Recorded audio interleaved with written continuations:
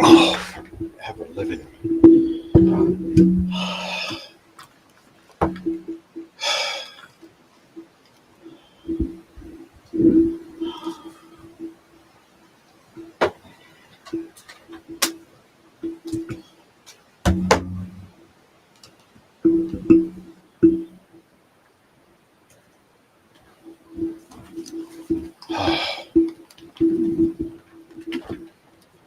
Oh, for God's sake.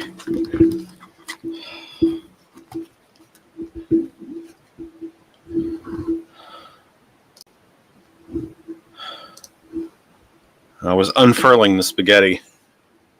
I didn't know you were Italian. All right, where'd you go?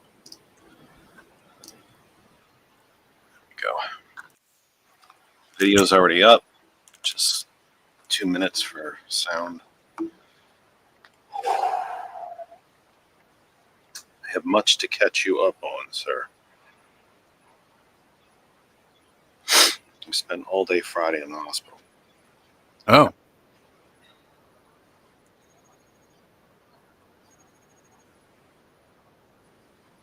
Yep. Good news is it was not a heart attack. Oh.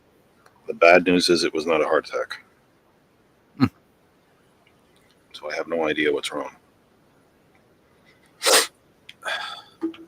It is not my sugar, and it is not my heart so far. But the heart tests are continuing because so are the chest pains. Calcium? No. Calcium test for the heart? No. I'm doing some deeper form of EKG and a stress test, and I have a follow-up. Oh. An appointment with the cardiologist. I have to do a CAT scan. Oh, nice. For the heart? Well, yeah. Ben just wanted to send me to the cardiologist, so just to get me checked out.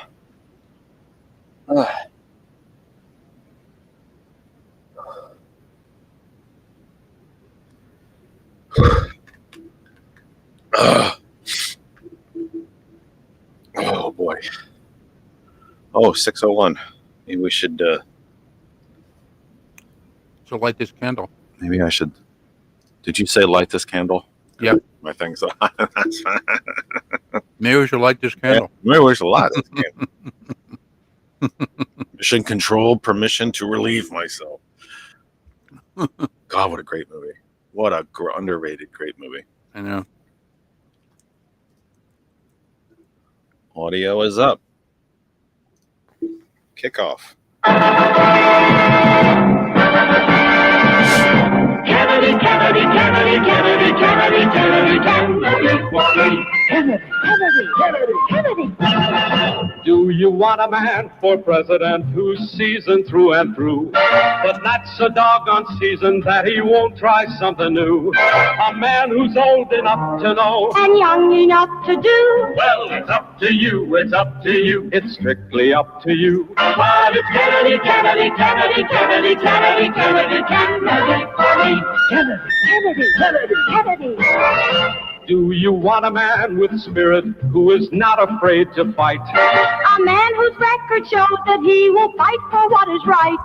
A loyal man who'll bring the job a fresh new point of view? Well, it's up to you, it's up to you, it's strictly up to you. Cause it's Kennedy, Kennedy, Kennedy, Kennedy, Kennedy, Kennedy, Kennedy, for me. Kennedy, Kennedy, Kennedy, Kennedy.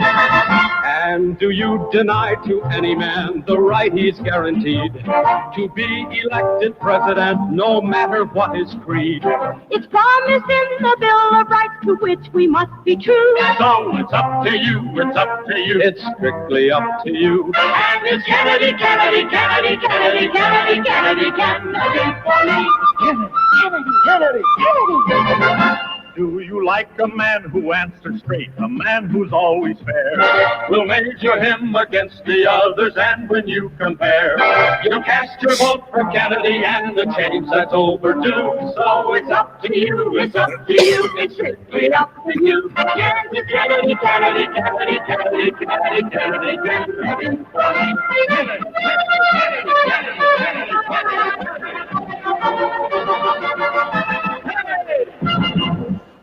Welcome from my humble second bedroom here in the Saucon Valley, part of the Lehigh Valley, in the Commonwealth of Pennsylvania, which remains part of these United States. We'll see how that goes after Tuesday, how split the nation is. Western Hemisphere, North American continent on this planet Earth. Only one. We have third rock from the sun in the Terran solar system, part of the Milky Way galaxy. This is the Kennedy Effect live with you for the 3rd of November. Why does that matter? It's our last Sunday extended program before the end of this election cycle. And I have to say to you, I can't wait. Honestly, I can't wait. I'm kind of looking forward to the end of this cycle. I have to say, it's been brutal. It's been brutal from a work standpoint for Kristen. It's been brutal from a, I guess you'd say an anger, vitriol point of view. It's been, but it has also been, I think, very educational. I think this election cycle, whether we want to admit it or not, has told us a lot about who this nation is. And it's provided a lot of very depressing answers.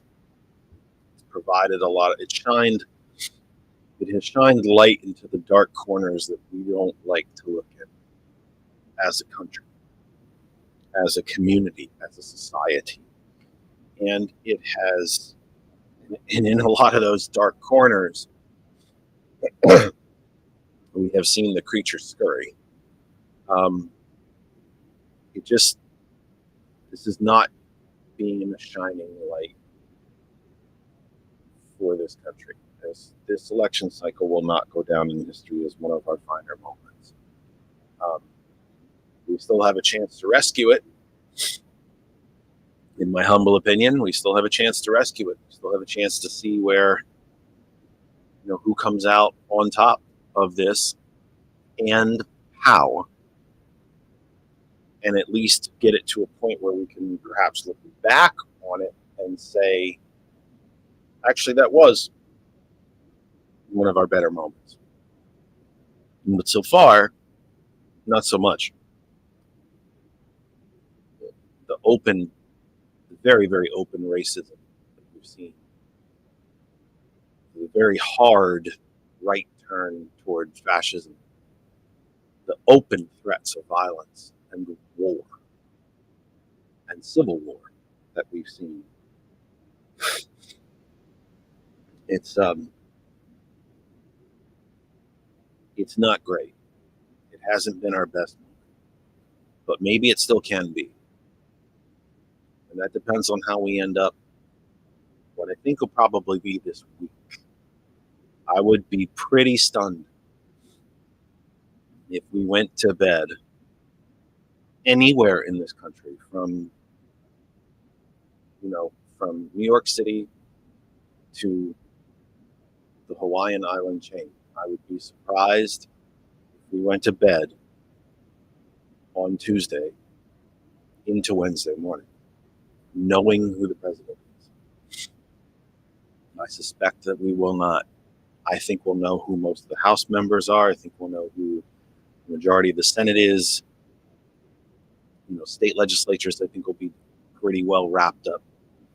Governor's races, state row offices, things like that, I think will be pretty well sorted by the time we go to bed Tuesday night. But the presidency may not be. And I, for one, find it somewhat depressing that basically this comes down to 7 states. Even if my Commonwealth is one of those states, this is a direct result of the continuation, the us as a nation allowing the Electoral College to exist and to continue to exist. This should be a national election for a national office. 330 million Americans, or however, well, that's our total population. It's not the voting population. I think the eligible voting population is 280 million, if I'm not mistaken. I think it's somewhere in the 280 million range. I could be very wrong about that, but I believe the eligible voting population is somewhere in that range, 250, 280 million. As a nation, we should be deciding who our president is, not as 50 individual states or 3,000 individual counties. But we can talk about the Electoral College, I guess, as the show progresses. I didn't even actually tell you what the hell you're listening to or what the hell you're watching. Maybe I should do that like I usually do at the top of the program. George is looking at me like, yeah, you kind of didn't. Kind of skipped right over that. So why don't I tell you that you are watching the last 3-hour program, Sunday program, of the Kennedy Effect before the end of this election cycle. We are live with you for the 3rd of November. It is already November 3rd, the 3rd of November, 2024. Only 2 days left. Well, really a day. An uninterrupted 1 day left to really campaign and make up your mind. You are watching us live on the Facebook pages of Ghost Claw Productions, Our Revolution, Pennsylvania, the TCP Media Group, Hot101.net, my own personal Facebook page, Jeff Kennedy, and our home group Facebook page for all things that surround our program, That Other Side of Information. Plus, we've shared the program to 110 different places across the Facebook universe before being stopped. Surprise, surprise. I made it almost all the way through the list. I'm not sure how many I didn't get to yet, but I'll try to figure that out maybe by the 7 o'clock hour. So that's all the places that you can see us surrounding Facebook. We're also live on our YouTube channel, That Other Side of Information. Same as the Facebook group page. That's the title of our YouTube channel, That Other Side of Information. We're live on Twitch. Jeff R, middle initial in there. Kennedy, we are live on LinkedIn at Jeff Kennedy as well. The audio of our program blasting out around the globe across 2 global internet radio stations. One, of course, one of the very first global internet radio stations, and a family that has been kind enough to accept this program and give us our chance on radio, and that is Hot101.net. If you don't know how to listen to Hot101.net, my goodness, where have you been? Where have you been? Where have you been? I've been telling you for 5.5 years now. Actually, probably 5, and no, it's still more like 5.5. It is 5 3/4. I thought I was getting fancy there for a second. Not so much. About 5.5 years. So thank you for doing that. We're proud to be part of the Hot101.net family. And if you don't know how to listen, I'm going to tell you right now, Hot101.net, 101.net. Our name is our web address. Plug that into any search engine of your choice. I continue to recommend DuckDuckGo to you because they don't trace your search history. They don't record it. They don't sell it. Just plug in Hot101.net, 101. You'll go right to our website and you will be listening. There's no credit cards. You don't have to create a profile. There's no login. You don't need any of that stuff. You're just listening. You don't need the website if you don't want to use it. You can use the apps, Apple App Store for Apple devices, Google Play Store for Android devices, and for all devices, because I believe it works literally on anything, the TuneIn Radio app. And I think there might even be a hyphen in there, TUNEIN. TuneIn Radio app, go up to the search bar, type in Hot101.net, and you are listening. You can also tell Alexa to play Hot101.net. following us on hotmail.net, music returns, which is pretty much what you need. Maybe that's what you need after. Maybe that's what some of you might choose after a couple of hours of heavy politics. You just need kind of a kind of a shower, if you will, of music and kind of get out of this heaviness for a while.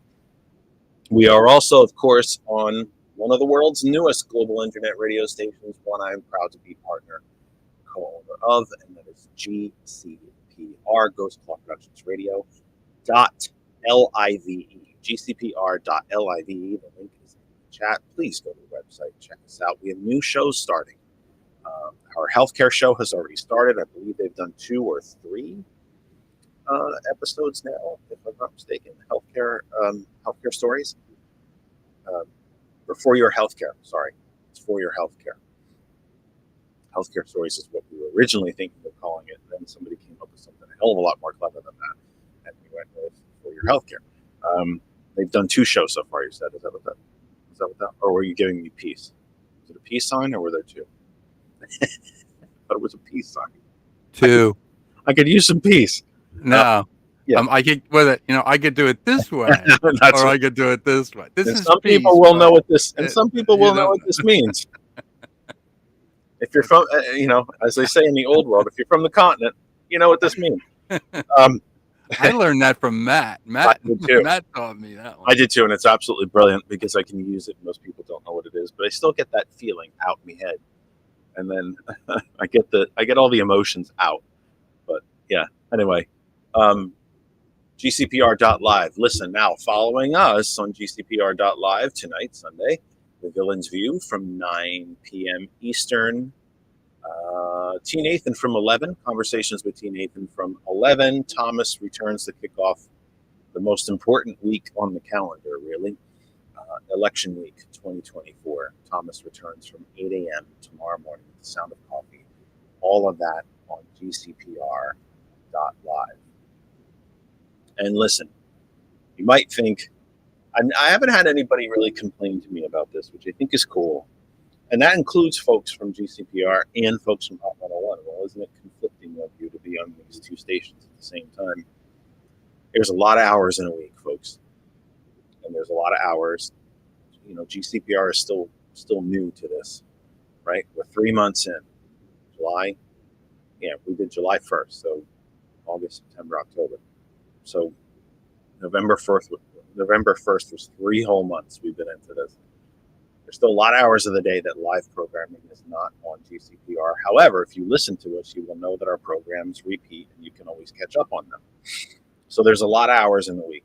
You can dip over to Hot 101, take in some music, relax, get away from the talk if you need a break from it.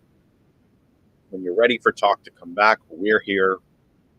There's plenty of hours, I think, in the week to support both stations, and we sincerely hope that you will. For me, I missed you a few times this week because of work. Even though we are not generally scheduled to be on Fridays, I would have missed you on Friday anyway, as I spent from 9 in the morning until almost midnight. I spent with doctors and in various hospitals for my health. So I will go as deep into the program as I can, because whatever's wrong with me, I've been kind of complaining to a lot of you, which is I'm not happy about, really, but I also try to be very honest. Just a guy, not a computer generated thing. I'm not I don't go into hours of makeup and hair to be on TV and all this stuff. I'm a guy. I've been doing radio and TV since I was in high school, but I'm just a working stiff like you, a part of the working poor like you. At best, probably we are lower middle class. Kristen and I, but we're just like you. And I have a lot of health problems, and my health problems are becoming more and more pronounced every single week. So we thought that there might have been a heart attack. Apparently there isn't. Thought it could have been also the onset of diabetes. That has not happened yet. That will happen to me.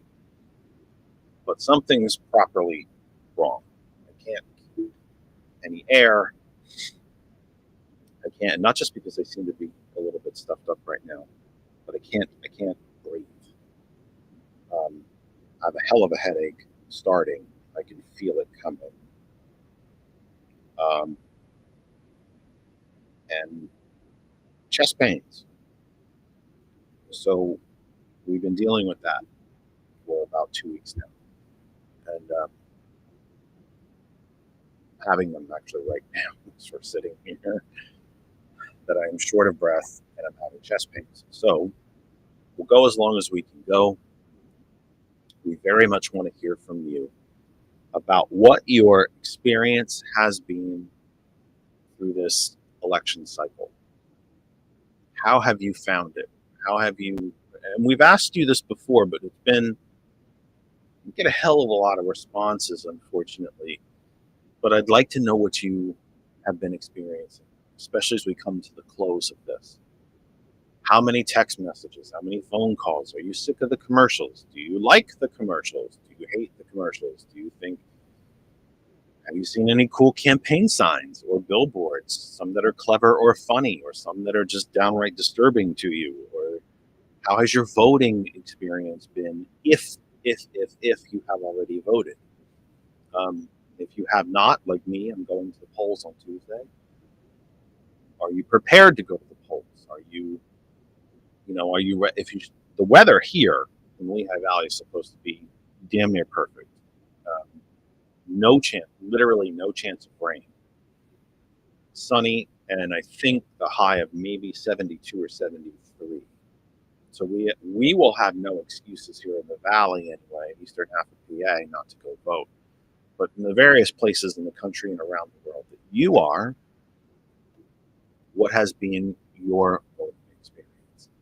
We would love to know. It is none of my business as to who you voted for. It's none of my business, and it's kind of not what I'm asking. I'm just wondering how your experience has been, especially if you're if you're outside the United States, perhaps military, American citizen living abroad, because Republicans have begun their efforts again now for 3 straight in this Trumpian era, this decade dominated by Trump. Republicans have gone to court to fight the counting of overseas ballots. A great preponderance of those overseas ballots are military people. Not just, $5,000 suit State Department people or ambassadors or, chargé d'affaires or, I said State Department people, right? Not just them, but soldiers.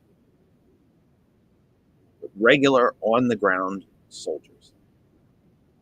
Yes, officers and generals as well who live overseas. U.S. ambassadors who live overseas. The fancier people that you might think, but common. And I don't mean that in a way. I'm just foot soldiers.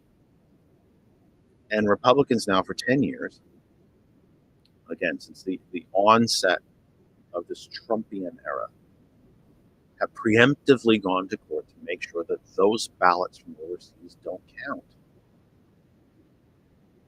And it's just another level of hypocrisy from what used to be a political party that continues to say that it loves the military, wants to spend more and protect the military. How does one love the military if it doesn't want it to vote? And doesn't want its votes to be counted, and hasn't wanted its votes to be counted for 10 years now. These things have been fought by Republicans in every election cycle since the onset, since the damn golden escalator. And I'm starting to think that I'm going to have to change one of my catchphrases here. I happen to always love telling you that it all started with Reagan. I'm going to begin to think that it all started with Trump. Reagan was in many ways and arguably a fascist himself. He wanted corporations to run things. The private sector was always better than the public sector. He hated unions, even though he was the president of one. He ended up hating the New Deal, hated the middle class. 63% of us identified as middle class when Reagan took office. Now only 46% of us identify that way. And that doesn't mean that we are technically, like scientifically, legally, economically part of the middle class. Only 47% of us even think or identify as middle class. I would identify at best as lower middle class. If Kristen and I miss a paycheck, we're pretty effed. We're pretty fracked, because I said I was going to start using that. Didn't I? Trying to be clever. So I'm starting to think that maybe no longer did it start with Reagan. It's going to be it started with Trump. And again, Reagan was very arguably a fascist. At least economically, he wanted corporations to run things. Socially, extremely conservative, hated gay people, wasn't a fan of people of color either. But he also believed in immigration. It was Reagan that gave us the largest so-called illegal immigrant amnesty program in history, either before or since. And he believed in voting. I'm not even sure Reagan, with all of his very fascist economic tendencies and social and racist tendencies, I don't even know if he would be welcome in this current Republican setup.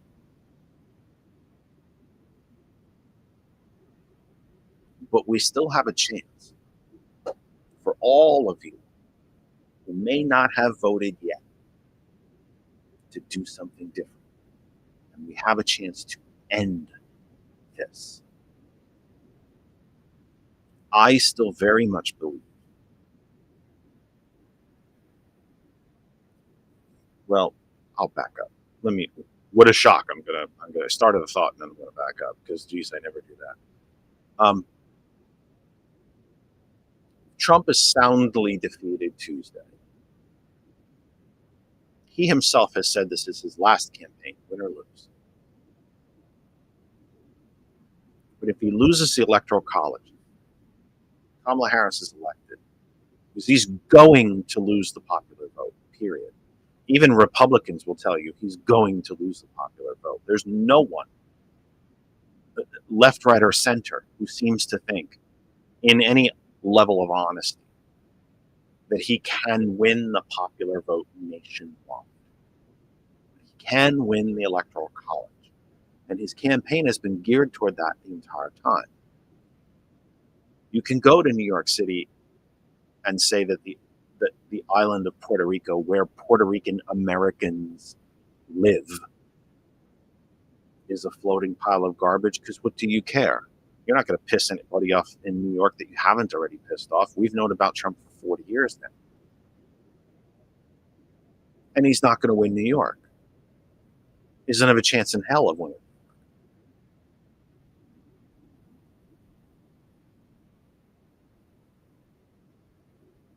But that kind of rhetoric and that kind of, well, ridiculousness, if you will, still works in these swing states. I'll give Trump a little bit of odd credit that I certainly couldn't give him in past election cycles. Is that he's gone to some of the places this cycle where he refused to go in past cycles. If Trump was going to campaign in North Carolina, he can go to Charlotte. He might not even go to Raleigh. He'd go to some very red, whatever the largest red town in the reddest county was within maybe an hour of that city. He didn't go to Cleveland, he didn't go to Cincinnati, to Columbus and Akron. He wouldn't go to Philadelphia or Pittsburgh, he'd go to Butler County. But this cycle, he's been to Milwaukee, he's been to Philadelphia, he's been to Allentown repeatedly. Then again, when you have 30,000 people in Allentown who are of Puerto Rican descent, and he went to Allentown a day after that Nuremberg style, that American Bund style rally in New York. Went to Allentown with 30,000 Puerto Ricans in it a day after their island was called a floating piece of garbage. It's pretty ballsy. Stupid.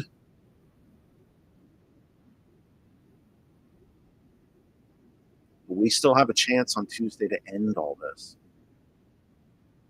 If Trump is defeated and defeated soundly, maybe this finally ends. Now, the billionaires that own Trump, billionaires that have bought out wholesale the Republican Party, they're not going to go anywhere. But the billionaires themselves are usually not the public faces of this effort. Musk has enjoyed the limelight a bit too much, to the point where his immigration records are now under scrutiny for having lied to get into the country. Oh, the irony. But the billionaires and their money will still be there. But without a cult-like Trump-like cult leader,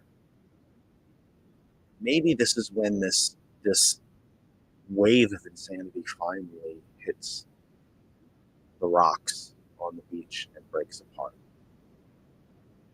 Does anyone really think that J.D. Vance is going to be the inheritor of the Trump? I don't want to say movement, because movements and cults are very different things. But does anyone genuinely think that the incredible charisma and animal magnetism of J.D. Vance is going to be the inheritor of this?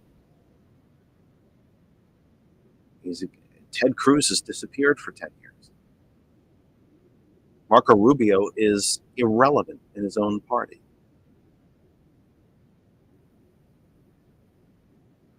There doesn't seem to be an heir apparent. And by the way, that's actually one of the identifying figures of most cults, is that there is no succession of leadership. The cult dies with the cult leader. And we can end this cult. The American people, all of us, we can end this by sending this man packing, finally.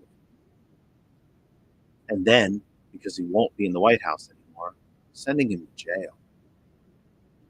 This can end. He's 78. He's morbidly obese. Eats McDonald's 3 times a day by his own admission. And the only thing he drinks is Diet Coke. We can end this. Let's see if we do.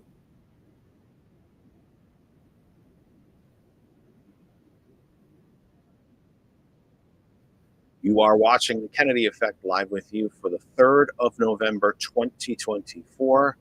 Only one full day left until voting, in-person voting, begins across the country on Tuesday. We would love to hear anything that you want to share with us about your election experience this 2024 election cycle. Anything that you would like to share with us.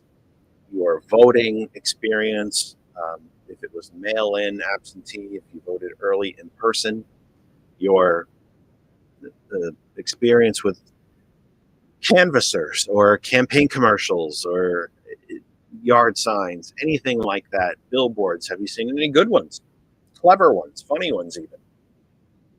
Let us know what you think.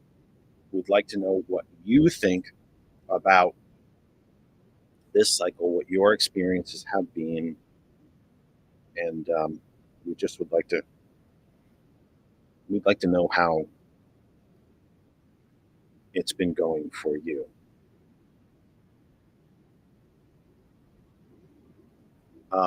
Donna mentions in the chat. I will put. I should finish my reset here.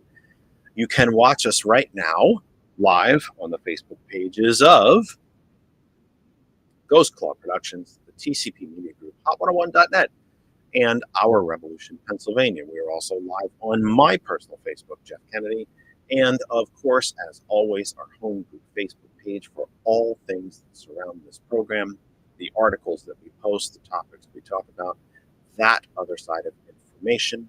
We are live right there, plus 110 other places across Facebook, which should grow before the end of this program because I should be able to finish sharing. Before we leave you, I should be able to finish sharing where I meant to share everywhere before. So there's that.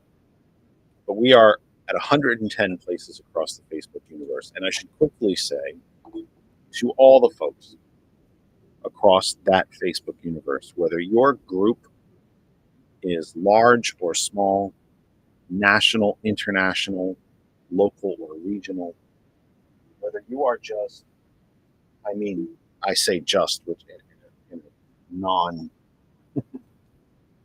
I say just in the nicest way possible. You're just a single individual who happens to appreciate, support, like what it is that we do, and you share our program and continue to support us. We couldn't do this without you. So thank you to all the groups, all of them, every single last one of them, that allows us to share our program to your space on Facebook, what I think is your space. Thank you, thank you, thank you. We simply couldn't do it without you. We appreciate that you continue to support us and allow us to be part of your corner of the Facebook universe. We have the audio, of course, blasting around the globe via hot101.net, one of the originators of global internet radio. You can listen to hot101.net by typing exactly that into the search engine of your choice, hot101, hot101.net. And you will be listening. You'll be listening. Super simple. You can listen through the website. You can listen through our apps, Apple App Store for Apple devices, Google Play Store for Android, and the TuneIn Radio app. You can tell Alexa to play hot101.net. And of course, the newest global internet radio station. Fun. It's really neat juxtaposition that our humble little program is part of one of the oldest internet radio families in existence and one of the newest. GCPR Live, GCPR.live, ghostclawproductions.live. And a special hello to anyone who might be listening outside the United States.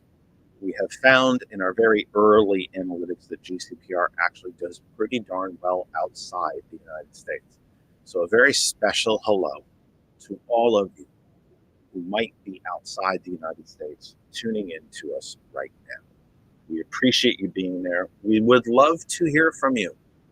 Please find one of the places where you can comment, and please do so. We would love to hear from you.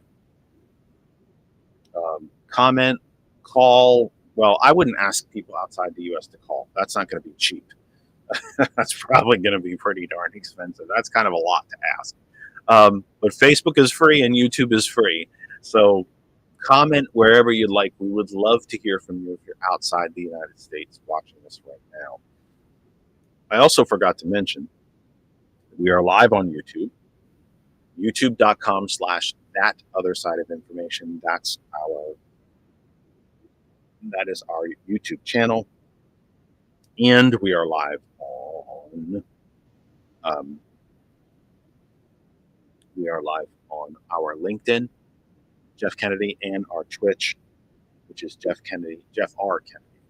So, and I did see someone in here from Twitch earlier. I'm going to try and find you. It's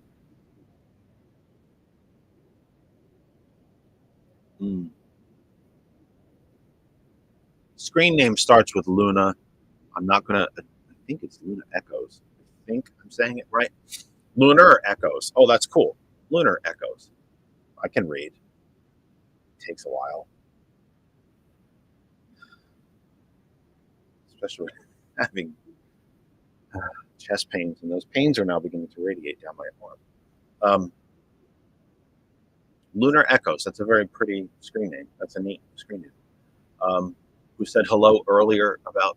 Well, it's quite a while ago. I should have said something earlier. Hopefully, he or she is still there. Hopefully, they are still there. So hello to Twitch, and thank you for being here to all of you. Let me get to a couple of these quick. Let me get to a couple of comments really quick. Donna said, "Oh, I can see names again for some reason in Streamlabs." Look at George's like, "Oh shit, there's names. When did that happen?" I have no idea. All that proves to you is what I've been saying to you is true, is that this site tends to work differently nearly every single time that I log into it. That's all I can say. I have no explanation for it. I don't know why. It seems like it works differently every damn time I work on it. Facebook allowed me to share all over the place tonight. Usually I get blocked from that. Usually I can't see names in the chat. Tonight, oh well, now I can see it again. I don't know. I don't know. I don't understand. I don't get it. But anyway, Donna says, I have only one Harris Walls sign in my town. I have the only Yes on 3, which is the abortion ballot initiative in Missouri.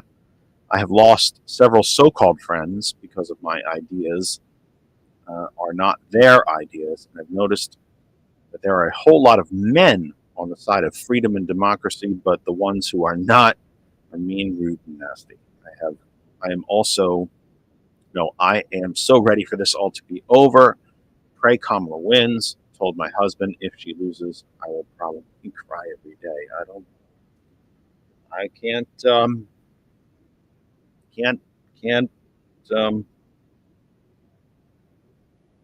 argue that. I mean, I don't know what to say. I do think your comment though highlights something that I think is actually kind of important, is that especially these white men of any economic background, the irony of the fact that the overwhelming majority of them are poor is just a whole level of irony in and of itself. But these white men running around the country talking about freedom, who are also the very same ones who are ready to pick up guns and defend Trump and make sure that you can't have a credit card and bank account anymore as a female. But they're the ones worried about freedom.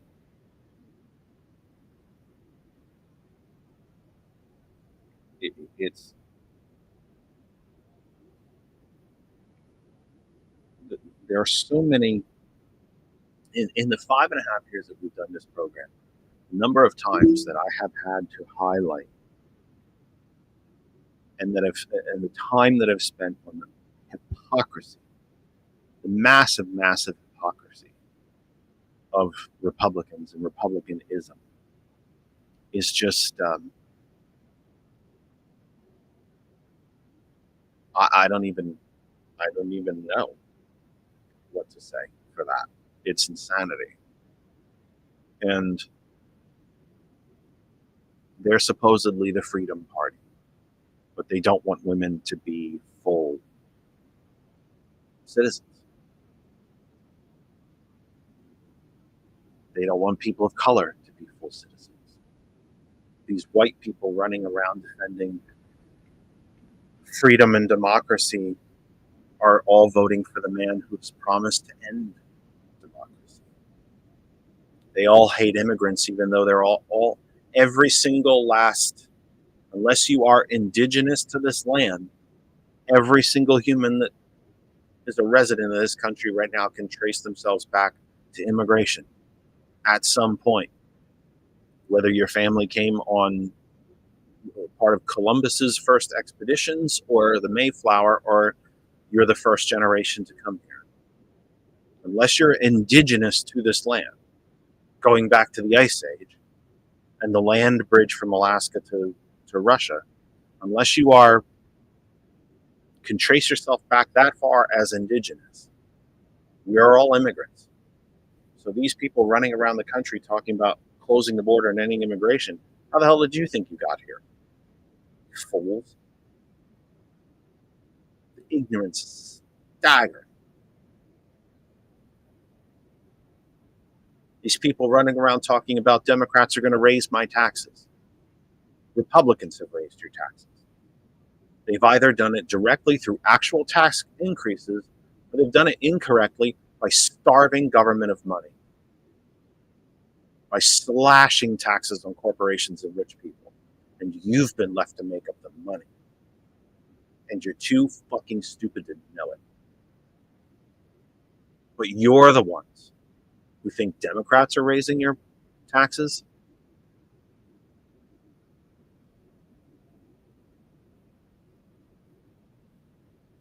Republicans encouraging kids everywhere to go to colleges they can't afford because they won't fund them.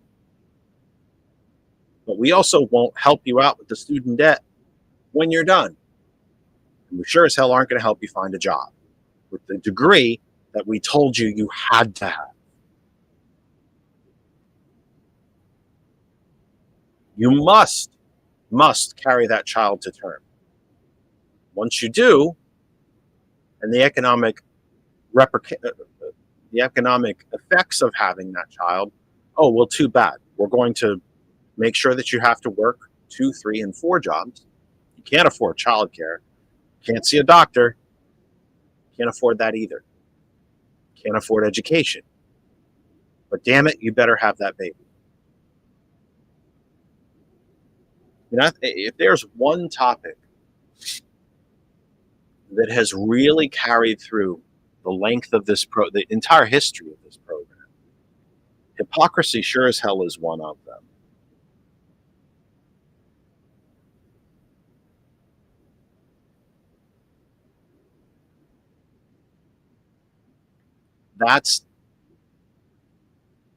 Reaganism and the lie of trickle down is another, and the New Deal is probably another. But the hypocrisy of the Republican Party has been a big one since the beginning. And it continues to be one. And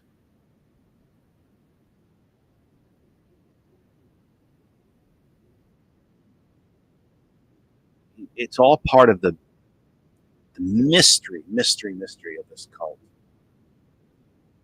That somehow this one man, this failed businessman, this 4-time bankrupt, daddy gave me $400 million, which I then, of course, squandered. The man who could not even make money in a casino, owning a casino, where people by the thousands every single day walk in and hand you money.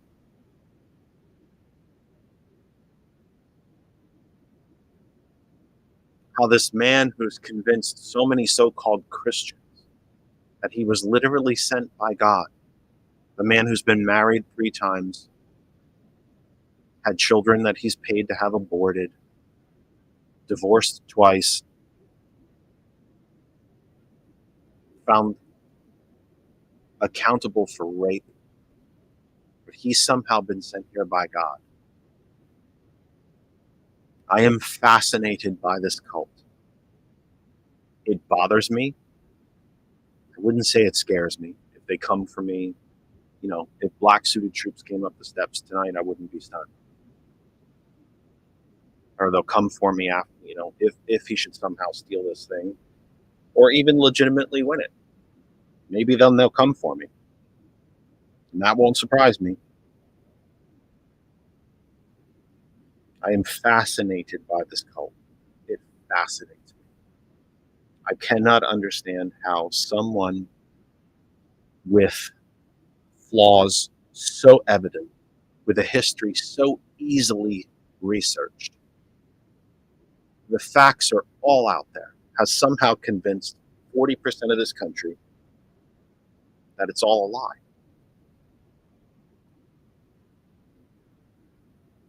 Billionaire money buys a lot of opinion. It buys a lot of opinion. I think, if nothing else, the United States in the last decade, this Trump era, has proven, well, it's proven what Khrushchev said, that we'll beat the United States, we'll never have to fire a shot because eventually money rules all.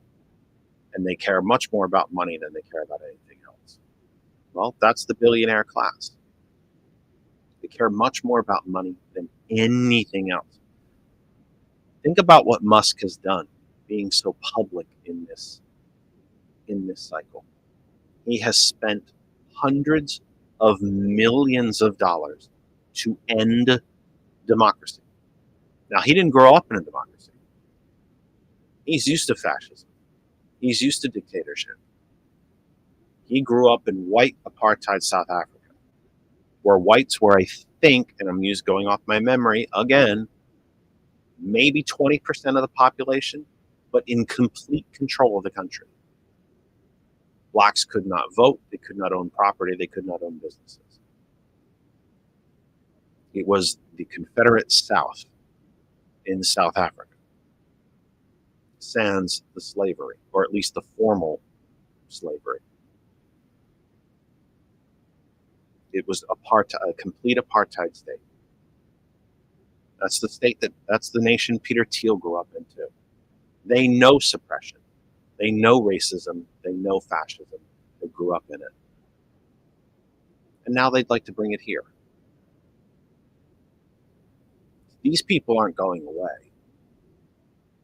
But at least by the end of the day, Tuesday, we have a chance to make Trump go away. And at least they'll have to find themselves a new talisman. Let me scroll back here. I missed a whole bunch of comments, and I'm so apologize. Just a bunch of. Donna asked me about this microphone incident. I don't have a clue what you're talking about, Donna, which I don't say proudly. I honestly don't know what you're talking about. We've watched a good bit of news over the last couple of days. I didn't see anything about this. I'll try to look it up, in between things here. But usually when I start researching something, I stop talking, which is stupid for radio. It makes very bad radio. But I'll see what I can find. If I can address it, I will. I have no clue what it is that you're talking about. I have to be honest with you. I don't. I have no idea. And she mentions that I need to find the clips. I'll look them up. Not going to be enough for me to do anything about it tonight, probably. I can probably look them up and find them quickly enough, but then I'll be watching and researching it. So like I said, it didn't work very well. Randall mentions that J.D. Vance, when it was in Aston Township, PA, a Philly Collar County suburb, where Republicans go in and say, don't let those black people from the city come into your neighborhoods. Try to scare white soccer moms and white men.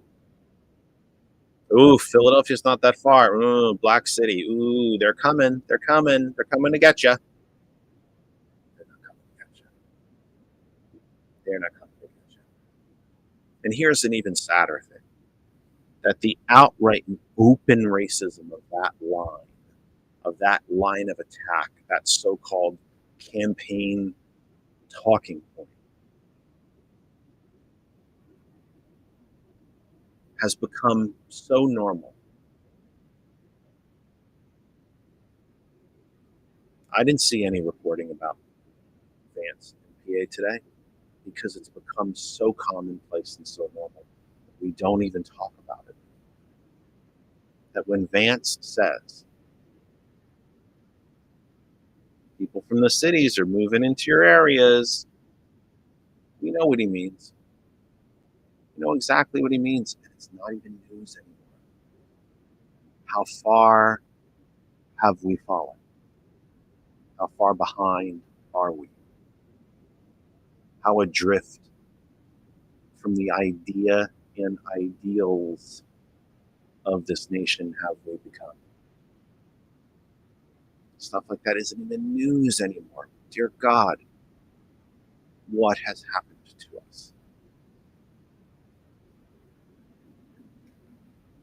It's a campaign of fear. It's a campaign of anger and grievance. Let me see what else we got here. Now this is not reacting. I think what Donna was actually trying to mention was in Milwaukee, Trump's rally had technical difficulties with the microphone, and he got very angry. So I'm going to try to post. I'm going to try to post that video to the Facebook feed now. Honestly, if I was him, given the amount of money that one of those things costs, I'd be a little pissed off myself. And if you're in a big enough space, you can't just shout. It's not like one of the old Roman amphitheaters that were built into the side of a hill and with the acoustics so perfect that a person can stand on stage, speak in a normal voice, and the entire crowd could hear it. We don't build such things, and we're not smart enough to build such things anymore, apparently. One of my favorite lines from Ancient Aliens, even today, even with today's technology, we can't. I can understand actually why he would be a little pissed off about that. One of those rallies probably costs $1 million or more to put on, and then the freaking mic doesn't work. How did they not have a backup mic? Well, that's probably what we're looking at right now. But I'm just saying, why do you not have a backup?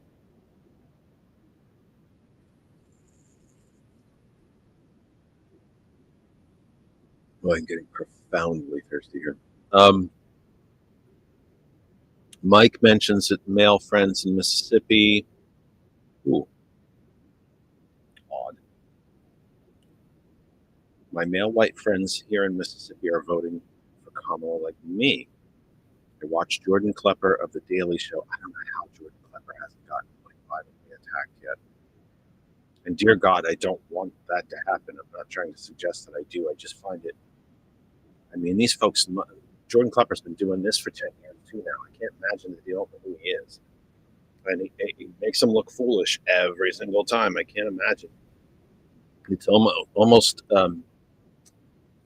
not just refreshing, but almost like a sign of hope that he hasn't been attacked yet. Maybe there's still some good out there. Daily Show do his last Fingering the Pulse, where he goes to Trump rallies and messes with them. At least half the people were white women, not South rallying for Trump. Yeah. That was something that actually came out of the American Bund style rally that happened in New York. The majority of people that attended the Madison Square Garden rally were not from New York City. They came from all over the place. They came from upstate New York. They came from the red areas of Jersey, Delaware, and Connecticut. And there are red areas of those states. Even though populations of those states are overwhelmingly blue, there are deep red areas in New Jersey. You might not think so, but there are. And when you go upstate New York, it is dead red. About 8 million people live in New York City. So it kind of takes the... what else do we have? Republicans here in the... Okay, let's try this one. This is Mike also. Republicans here in the state announced about a week and a half ago that our property taxes are going up 20% beginning January, making everybody more upset. Now, here's the question. Republicans in Mississippi announced that. How have they blamed Democrats for that, considering that there are probably barely, I think Mississippi has the entire state leadership, quote unquote leadership, is Republican. And I believe you have a veto-proof majority gerrymandered state legislature. So I'm wondering how they're going to blame that on Democrats. And Mississippi, by the way, is already a taker state. It gets back more money from the federal government than it sends. The largest taker state in the country is Kentucky, Mitch McConnell's state. So he went from working upper middle class lawyer to billionaire in his time in Congress, but he still has the poorest state in the nation, or at least the largest taker state in the nation. Interesting. I'm wondering how they'll blame that on Democrats. Mike, you'll have to continue to let us know if you would be so kind. Trying to see the other. You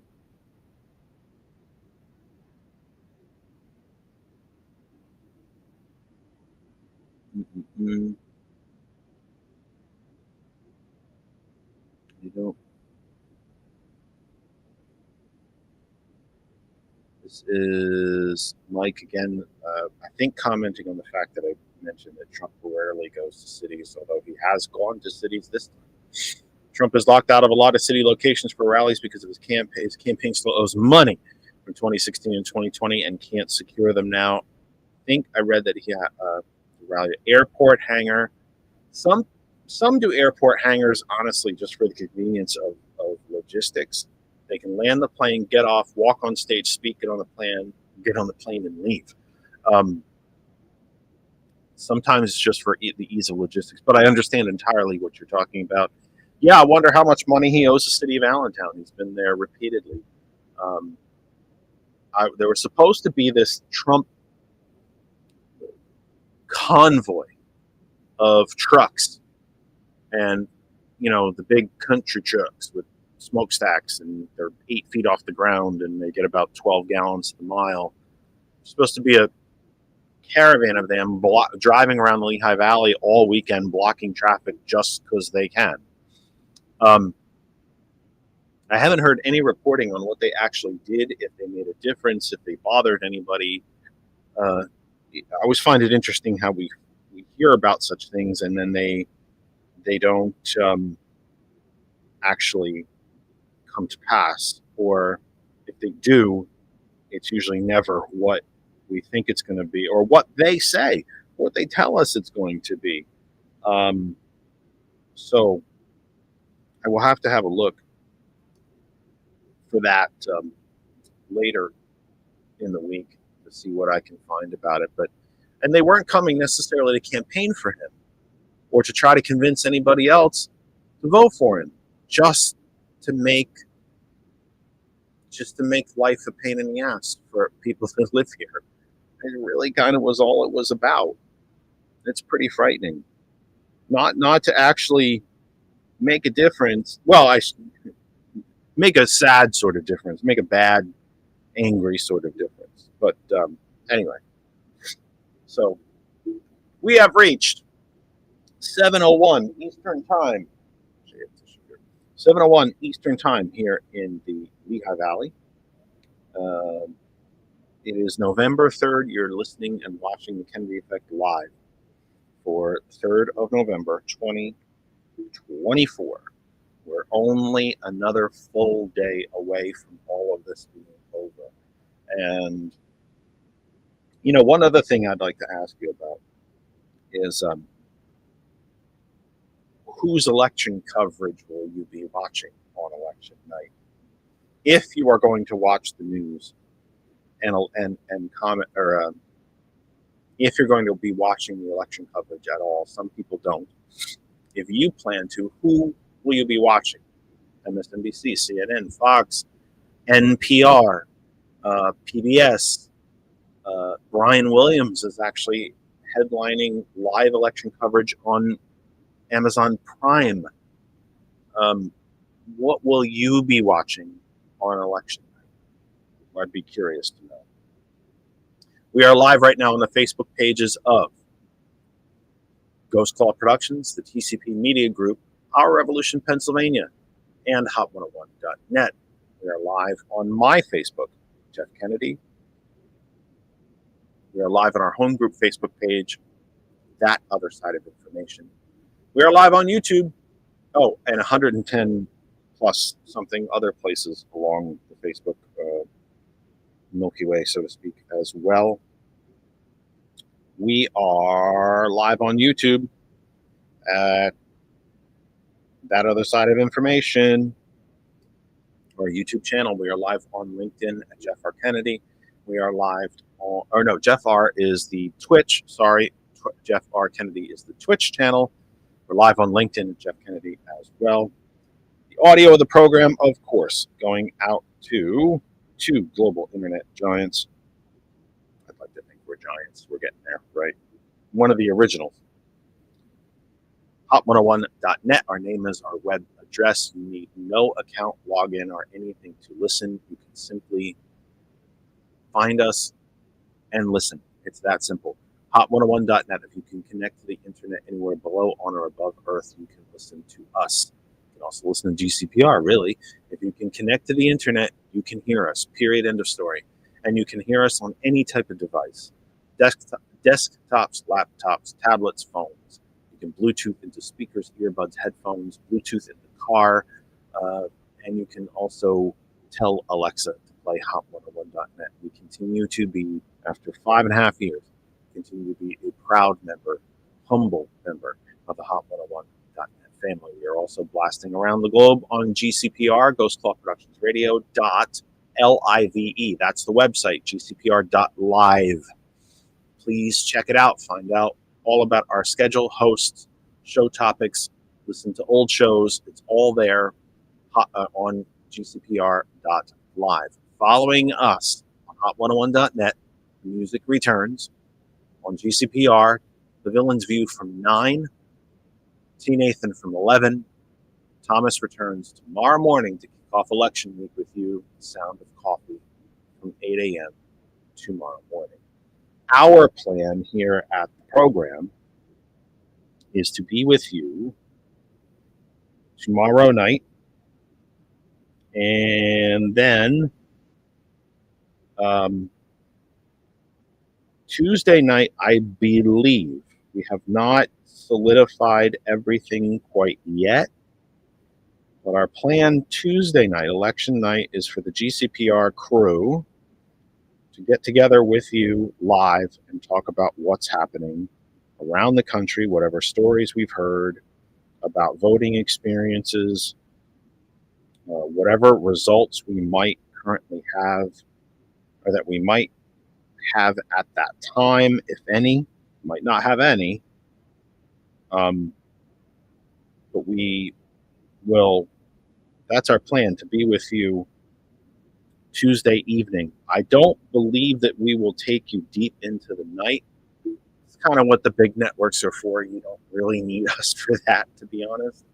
But I think we're going to be with you for a bit of time on Tuesday night, taking you into the more national and obviously more well-established coverage than ourselves. But that's the plan. George and I are planning to be here with you for the week. I would not be surprised if my health did not get in the way. Again, I do know Wednesday. I took a day off of work Wednesday because I think we're going to be at some late election parties on Tuesday night. I kind of hope so. For everything that she and I do, I think you could, folks, you could buy us a soda. If you guys wanted to, like, because we're supposed to do the help desk, I think from 6 to 8, so we could do it like we did it the last time. We could be on the help desk, and then you guys can just trickle in, and we could do some election coverage, and then we can hand it over to you and or us, or well, if you wanted to do that. Yeah, I think probably. I think that was Thomas's plan as well. Yeah, Do the what same thing. we did for the debate, you mean? Right. Kind of the way we did it for that. Yeah, I think that's pretty much the plan for Tuesday. Wednesday, I will tell you all, I have a heart stress test at 6:15. We're still trying to figure out whether I had a heart attack last week or not. It looks like I did, but there's something wrong. So there's no cursory on the surface as evidence that I actually had a heart attack, but everything that's wrong with me points to the fact that I had a heart attack. So we'll be doing some stress testing on Wednesday night, so we'll have to see. I have no idea how long those things take. I've never had one. I don't even 100% know what's involved in them. But it's after 6 on Wednesday, so I'll see how quick it goes and if I can get back here. Maybe I'll be all sweaty and disheveled. Maybe it'll be an interesting look. I have no idea. Donna, I honestly don't know. I gotta be honest, I really don't know. I think it's the treadmill. I don't know. We'll find out. We'll see how far I get through it, because something's seriously wrong. That's all I can say. Something is seriously wrong. It's yeah, getting old, man. It's just the thing.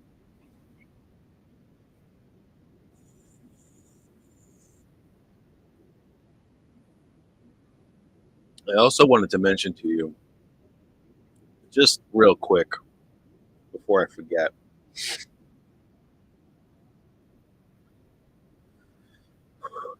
Can't catch my breath. Before, I think we're only down to a few. We're supposed to be in orbit for 59 days, so I think we're down to maybe the last 30-ish days. Could be a little less, a little more, towards the 30-ish, of Earth actually having a second moon. A bus size, or no, it was about the size of a house, size of a kind of normal single family home asteroid got pulled into Earth's orbit. And we technically, at the moment, have two moons. Obviously, the moon that we're all used to and that we see all the time, and this little rock. Well, I guess, if you have a single family home and you were to picture a rock right next to your house, you might not think it's such a little rock, but in space terms, it's a little rock. It was pulled into Earth orbit through a conflicting, but yet kind of coordinated gravitational fields of Earth and the moon itself. And it is those same forces, the tugs of gravity between Earth and the moon, that will eventually spiral the rock back out into space. Which is also very interesting, that it's not going to fall to Earth. Earth, of course, obviously having much more gravity than the moon. But the moon has its own gravitational pull, i.e., why we have tides. So it's kind of, this little rock is kind of stuck in a bit of a gravitational tug of war between the Earth and moon. And it is eventually that tug of war that will destabilize the orbit and literally thrust this piece of space rock back out into space. And I'm only bringing it up because sometimes we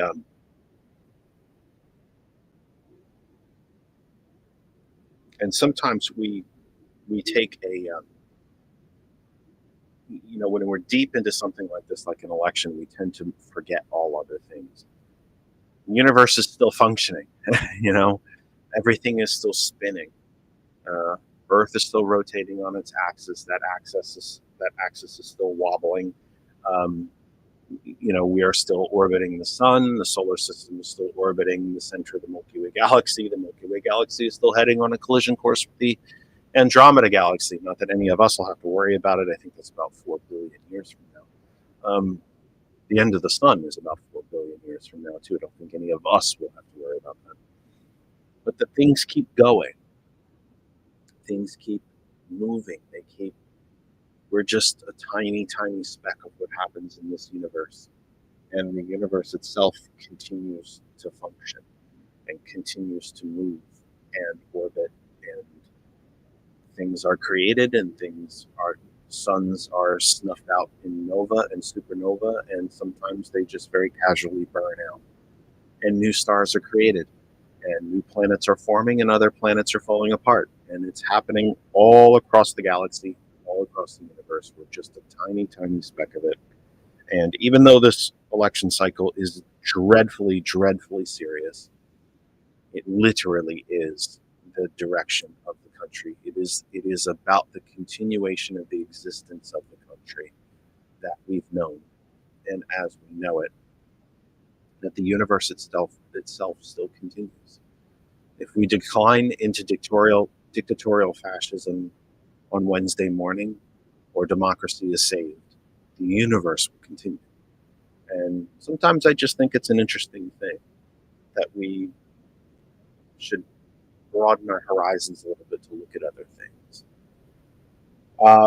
Phone is fine if you want to ring in anytime you wish. 267 227 9189, 267 227 9189, 267 227 9189. Phone is open for you. I'm going to try to get to at least 8 o'clock. I find myself oddly short of things to talk about, which is strange. Let's go to the Associated Press. This is from today. Trump was in Lidditz. If you don't know where Lidditz is, it is a beautiful little town.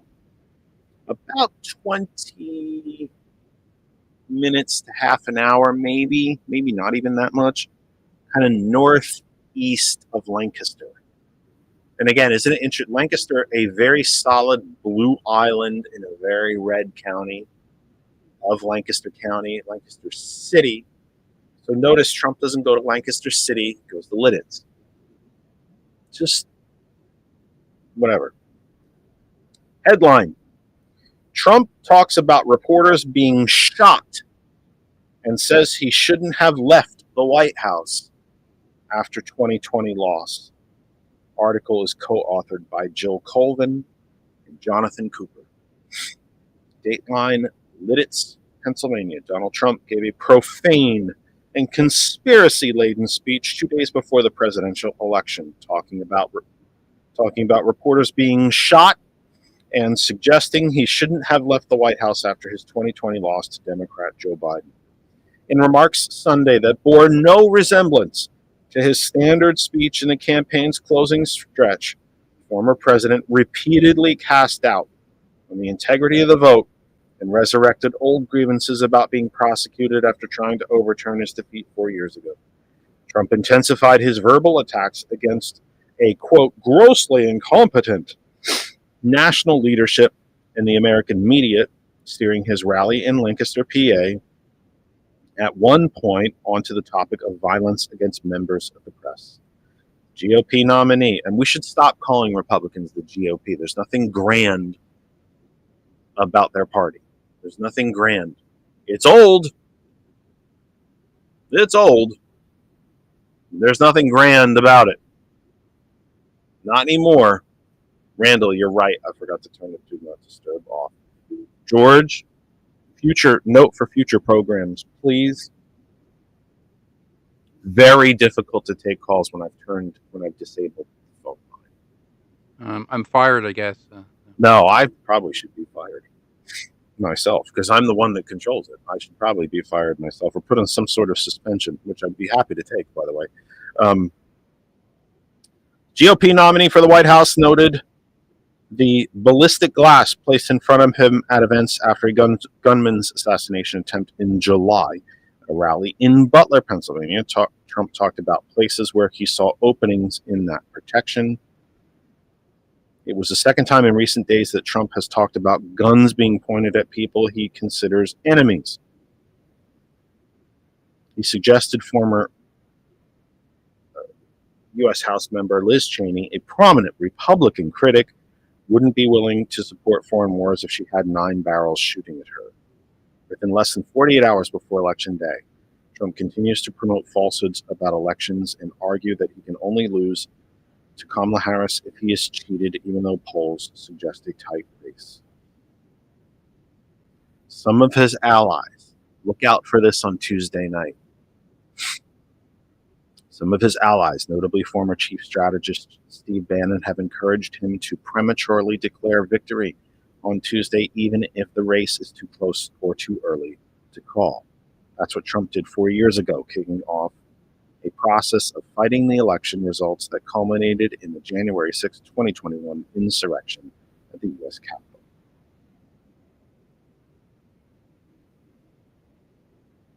And again, I think rather than being upset about what he says, because really nothing he says should be surprising us any longer, shouldn't be shocking, just shouldn't be anything. We should never condone it. We should never normalize it. We should never marginalize it. But it is, in a sad way, become normal. And it's not really about me being upset about it or triggered or whatever, cute words folks on the right want to use. What bothers me about it is that we're not all bothered by it. That there's simply not enough of us in this country that is so bothered by it. That is sitting back, looking in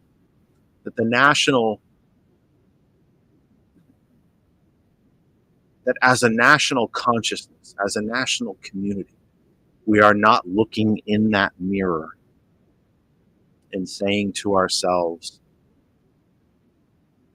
is this really who we are? Is this really who we are?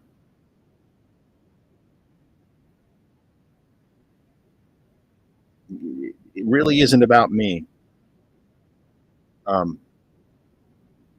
Or me being upset. It's just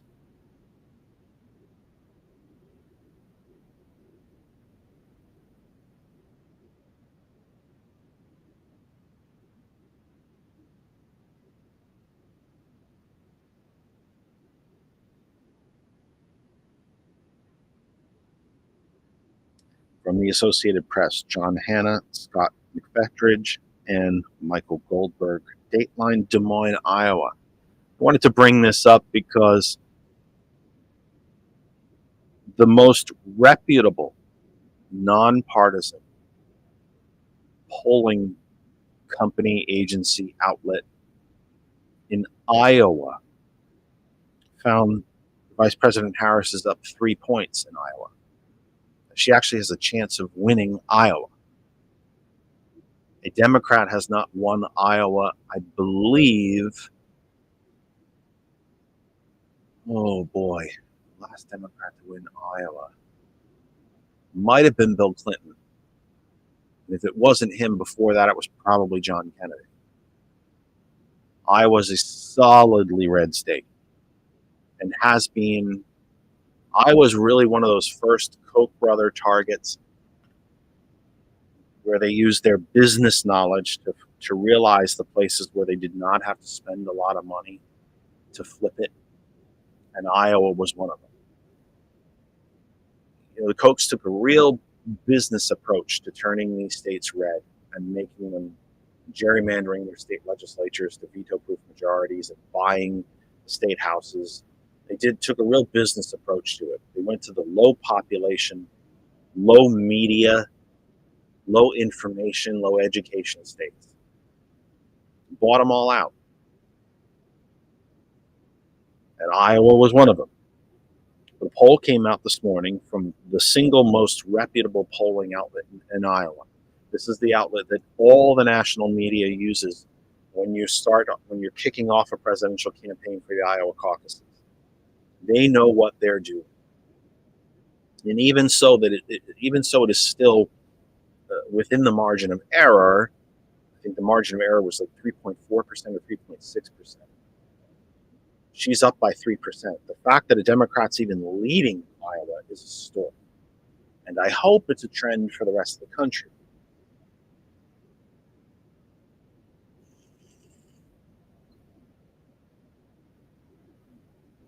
We've talked about the 7 battleground states, but think of how the entire electoral college map changes if Kamala Harris happens to win Iowa.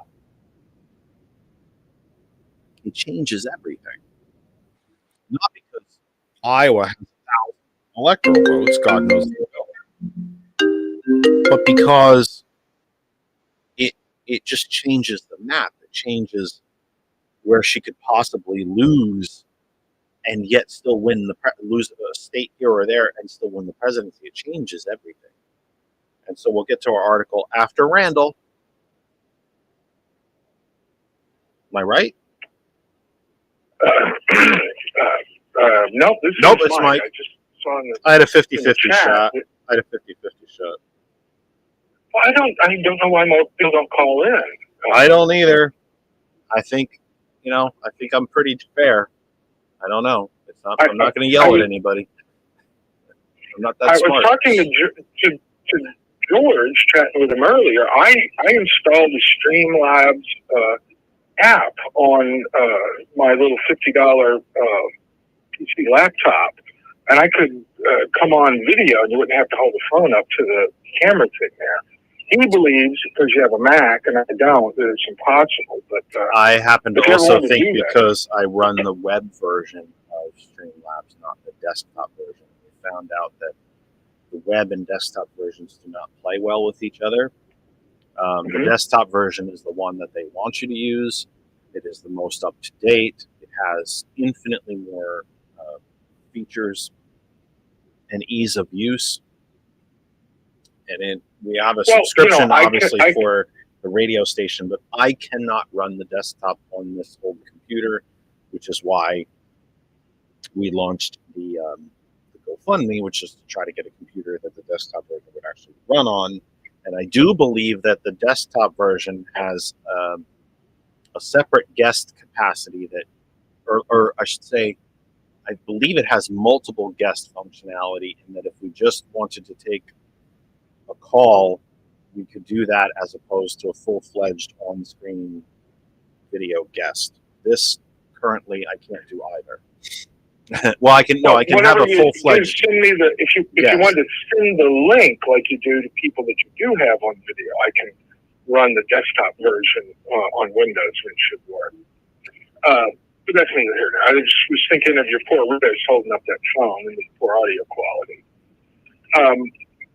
What I was going to say is you're kind of doom scrolling again there, and I'm sorry to hear about your heart problems, but I think you are letting the stress get to you, you know? And I'm worried about you, believe it or not. But I think we've got to, just brace ourselves that Trump's Republican loyalists in all these red states are going to, certify it for him whether he wins or loses in those states or not. So we could be looking at President Trump again, and we're just going to have to, fight like we did in 2016. That's a distinct possibility. We already have seen. We made a little bit of fun of it last week because it is kind of hilarious. About Laura Trump talking about the, filing lawsuits in 81 states, preemptive lawsuits complaining about voter fraud and ballot stuffing and all of these other things that there's quite literally no evidence of. But that said. Yeah, I do. I think we genuinely need to worry about such things. I think we just do. I mean, again, that a little bit of the article that I did read just a few minutes ago. I don't know how. I continue to be fascinated at the gullibility of 40% of the country that somehow on a ballot that contains, look, I don't know everything that's up for election in every municipality across the country, but if we think about kind of the maxed out number of offices that could be open for election Tuesday, that you're in a town, and I happen to know that there's not municipal races in Pennsylvania in this 2024, but let's take another battleground state like Michigan, let's say. That you're in a mid-sized to small town in Michigan, in a red area, and you have a mayor on the ballot, maybe a sheriff, maybe a county commissioner, county executive, state treasurer, attorney general. There's a U.S. Senate race happening in Michigan, your U.S. House rep, and Republicans win all of those races. They win them all. Every single one of them, from dog catcher to the U.S. Senate. But Trump loses Michigan. The gullibility and the general ignorance that you have to somehow accept or be told to the point that you believe that the rest of the ballot's fine. That the Republicans won all these other seats, so that's okay.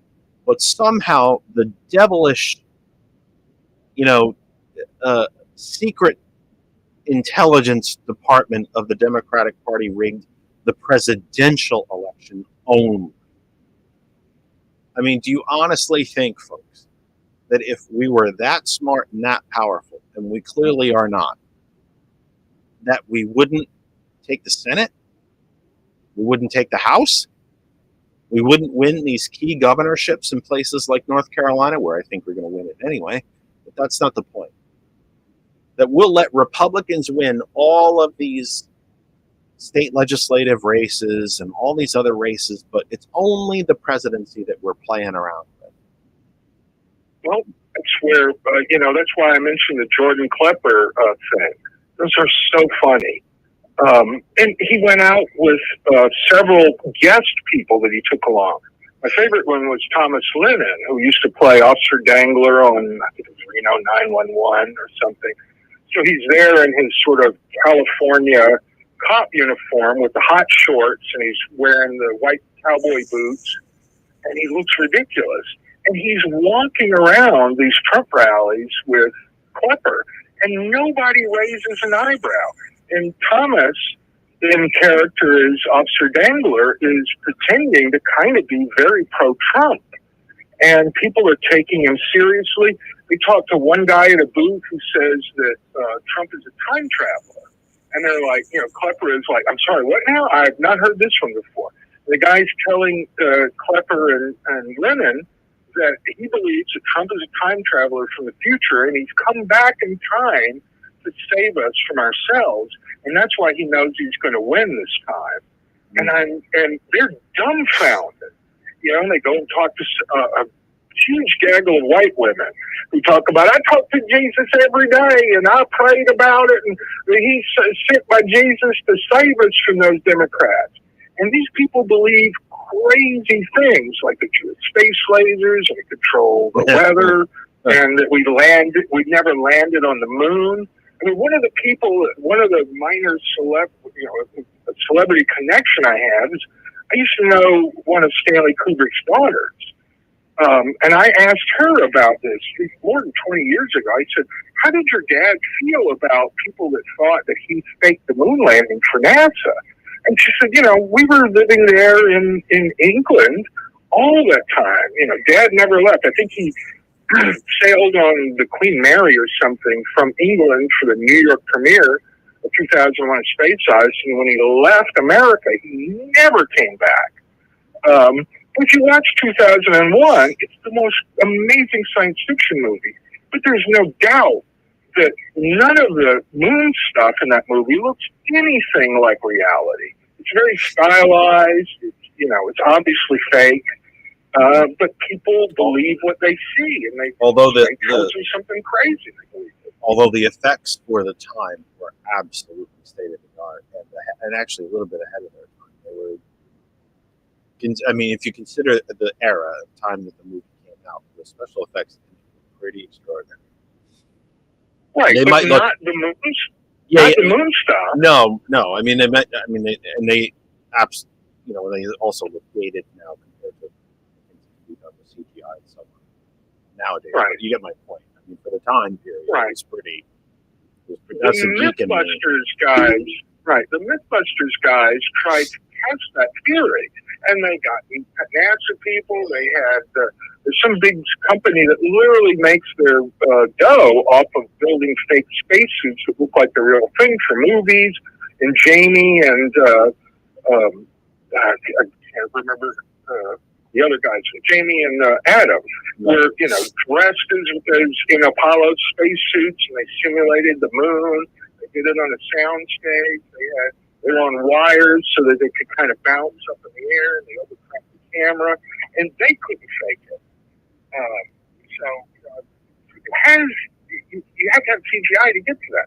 But some people are just very low information, not critical thinking kind of people. And it blows my mind until I got, started watching you on here.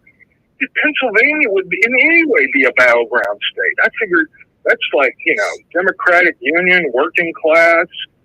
I believe if I left Mississippi and came there, I'd be in Democratic blue heaven. And that's apparently not the case even there. You go to Michigan, and all those people at the rallies look like the rednecks that I see just, at Walmart here. And they talk like those people. And I'm like, what happened to America when I wasn't paying attention? Well, I have often referred to Pennsylvania as the northernmost Confederate state. If the second Civil War was to break out in this country, and the states, first off, I should back up. I don't think it would come down to states anymore. Like New Jersey will go for the Union, and South Carolina will go for the Confederacy. I think it'll break up. It might break up neighborhood by neighborhood, county by county. There is I think the easiest thing that I could explain about Pennsylvania is that Pennsylvania, especially in its more rural areas, is not terribly different than rural areas in any of these other red states. They have a low media saturation. They all get Fox for free, where there are still places in this country that you have to pay for CNN and MSNBC. But I don't think that Fox we get is Fox free. for free in Mississippi. We're getting ripped off. You got that.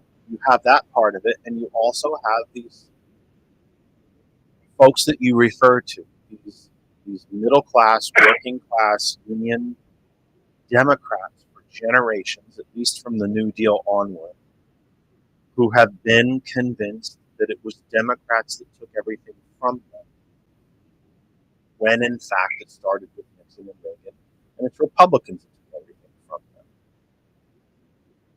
And that we talk about that we all heard of the Reagan Democrats back in the day, but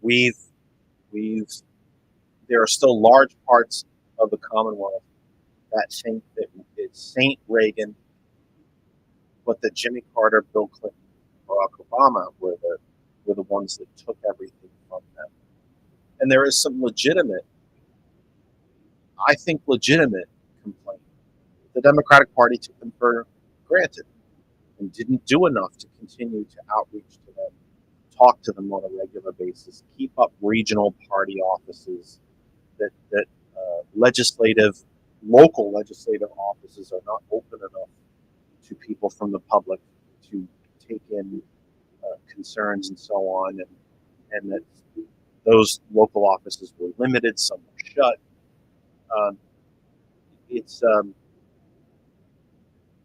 I would, and that's a bit overgeneralized, of course. It's 12 million people, so certainly can't speak for all of them. But I do think when you go into these areas, I think at the heart of it and at the beginnings of it, it goes back to Nixon and Reagan, and the ability of right-wing media to be able to convince these folks that it was Democrats that took everything from them. Democrats did begin to take them for granted. I think that's a very fair criticism, and that we didn't continue to pay attention to them and talk to them as much as we should. But they've been convinced that we're the ones that took it all from them, when it was Republicans that took it all from them. And that's not different than Ohio. Ohio was a blue state forever, up until the 80s. North Carolina used to be a blue state. Iowa was a blue state. These Midwest states were saved from the Dust Bowl by Roosevelt, and then saved from the Depression by Roosevelt, were blue states for the longest.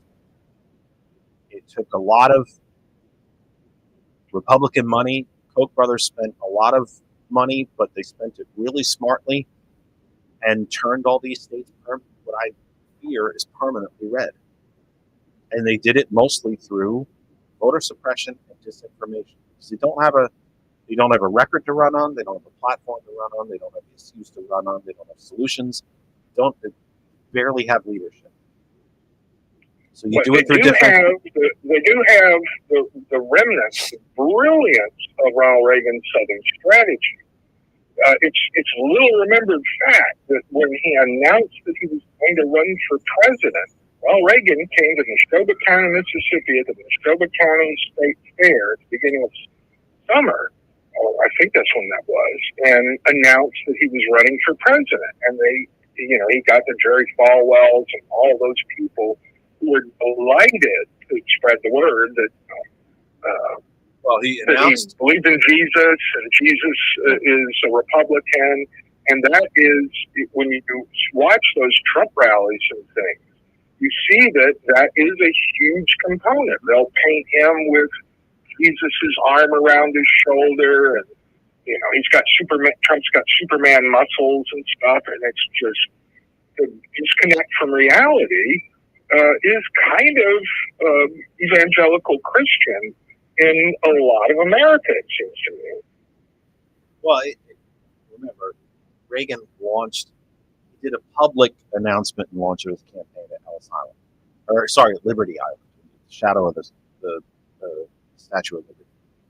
His very first trip was if you go back to the Wikipedia entry for it, his very first announcement was at the Neshoba County State Fair. His first trip County Fair. His first trip after Liberty Island was to Philadelphia, Mississippi, where the two Department of Justice civil rights investigators were investigating the murder of. They're investigating the lynching of a black man, and they themselves were murdered.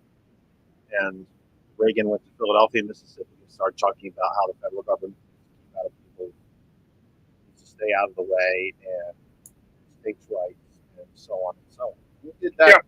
And as you know, I'm not educating you on anything you did not know. He did that very purposefully. He did that. That was all dog whistle stuff to say that I'm on your side. I'm here. Hey, Southern whites, I'm here for you. I'm here. Here comes Savior, and no pun intended. And those are well thought out things. And if you haven't watched, somebody will be able to. If I can look it up quickly without becoming too terribly distracted, I will. But there's a documentary that was on one of the streaming services, and one actually said it was Netflix, about Lee Atwater, who was one of the architects of the Reagan campaign, and just how monumentally twisted and evil this man was. Just how he was featured in that sex, drugs, and rock and roll post that guy in L.A. did. He was a rock and roll component. Just how genuinely sick this guy was, and how in the tank the billionaires he was, because he was just filling his pockets and making money. He didn't really give a shit about. I don't think at the end of the day he really gave two shits whether Reagan got elected or not. He got rich, and that's all he cared about. And whatever message he had to put out to make sure that the people who were paying him got candidates they wanted elected. And it's a sick thing. I think Lee Atwater's one of those real I was going to say underappreciated, but usually appreciation is a positive word.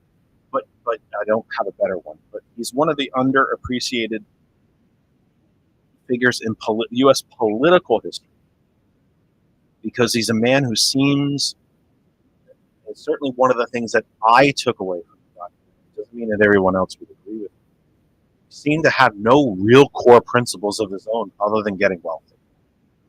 And he was willing to do whatever it took, because I think he could have very easily run Democratic campaigns if they paid him more. But because I don't think he had any real core principles other than I'm going to get wealthy and I don't care what I have to do to do it. And as a Southern white man, I suspect he was quite racist as well. Yeah, probably part of it. Go ahead. I'm curious to know if they mentioned, his ideological successor, Karl Rove, who famously was nicknamed by Bush Turd Blossom, right? Who, there's a famous Pizarro cartoon of Karl Rove sitting on the ground at the feet of Plato, and Karl Rove is asking Plato, surely you can agree that the repetition of a lie is the same as the truth. But there was Jon Stewart's guest on Monday night this past week was, I can't remember his name. He's one of those guys that was the runner-up for Kamala's vice president.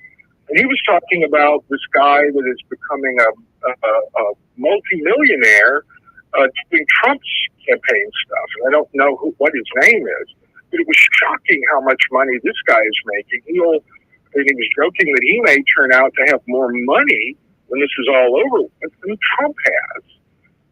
And I was fascinated by that. And Jon Stewart was like, "You're kidding me." And he was laying out the facts and figures.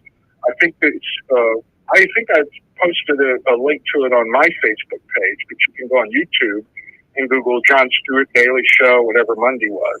And the whole thing is there in the entirety. It's absolutely amazing. But those things mold people's minds, and they get a catchphrase in there, and that's what the people follow. It's confirmation bias. Yeah, I still happen to believe, perhaps naively, that the lack of civics education has something to do with this too. Again, this kind of started with Reagan. 40 years of you don't need to know how government works. Just put us in control of it, and we'll take care of everything. And then, if you don't understand how something works, it's very, very hard to complain about how it works. So it is easy to complain that government sucks, but you don't understand anything about how government works. So you can't understand exactly, you can't explain how it sucks or why you think it's failed or how you think it's failed you or where it's not working properly because you have no fundamental understanding of how it works. Among the exceptional hypocritical things that I think the Republican Party has managed to do is convince people, at least early on. You notice Republicans don't talk about small government anymore. They don't talk about keeping government out of your bedroom, right? They don't talk about they used to want to make it small enough to drown in a bathtub, as Reagan said. That was Grover Norquist, and they don't talk about local control anymore. So some of these very core principles from the onset of the Reagan era are no longer part of Republicanism. But one of the hypocrisies that has remained is that the federal government is your enemy in every way, shape, or form, but put us in charge of it. Government sucks and doesn't work and can't do anything for you, but we want to run it and control it. I don't know. I've said before too many times, probably, I have to wonder that if this was 1932 and we had the social media landscape that we have now and we had Fox News and Newsmax, could Roosevelt even get elected in this kind of climate? I really wonder. Well, the news is always bad. That's why it's called the news. There was a quote that I remember from Garrison Keillor, God knows how long ago, probably 30 years ago. So, I worry about your heart just taking on whatever it is that makes you have a heart attack, too much cortisol or whatever. But Trump, everybody is justifiably afraid of Project 2025, and Trump was up there going, we're going to have mass deportations, the biggest deportations, we're going to get rid of 150 million illegals. And I'm like, well, there's no door on the Mexican border that the Mexicans have provided for us of insert deportees here. You can round them up, but what is he going to do with them? He's not going to do death in concentration camps. At the end of the day, he's not going to do a damn thing. He might. I don't think so either. They might build one camp for show, just that the media can take video of, and put some people in. But that's it, because corporations don't want these people deported because they're cheap, illegal, non-union labor. That's it. It's nothing more complicated than that. Remember, Musk has talked before about the greatest thing he hates about being a business and the greatest expense to his businesses is labor. He has said in public, in interviews before, he doesn't understand why people won't just work for him for free because he's such a good guy. And they're changing and they're changing the planet with the technologies that they're putting out. Why don't people just want to come work for me for fun? He doesn't think people should even be paid for their labor. He doesn't even think they should be paid.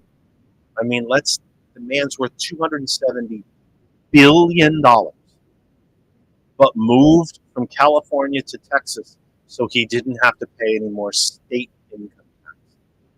I mean, are you shitting me? At some point, this becomes dystopian and almost just beyond reality and beyond all sense of reason. But this is exactly what we're dealing with now. This is why none of the things that we've talked about, not just here on this small, humble little program, but nationally, is not hyperbole. It's not hyperbole. Do we continue to be a democracy after Tuesday, or does it end? Do we remain a small democracy, or do we become a capital F fascist state? Does Project 2025, do we allow Project 2025 to dismantle the federal government down to little more than an executive branch controlled Justice Department and a Department of Defense? Pretty much everything else scattered to the wind. Well, I think that they want that. I think they want you to believe that it's not hyperbole.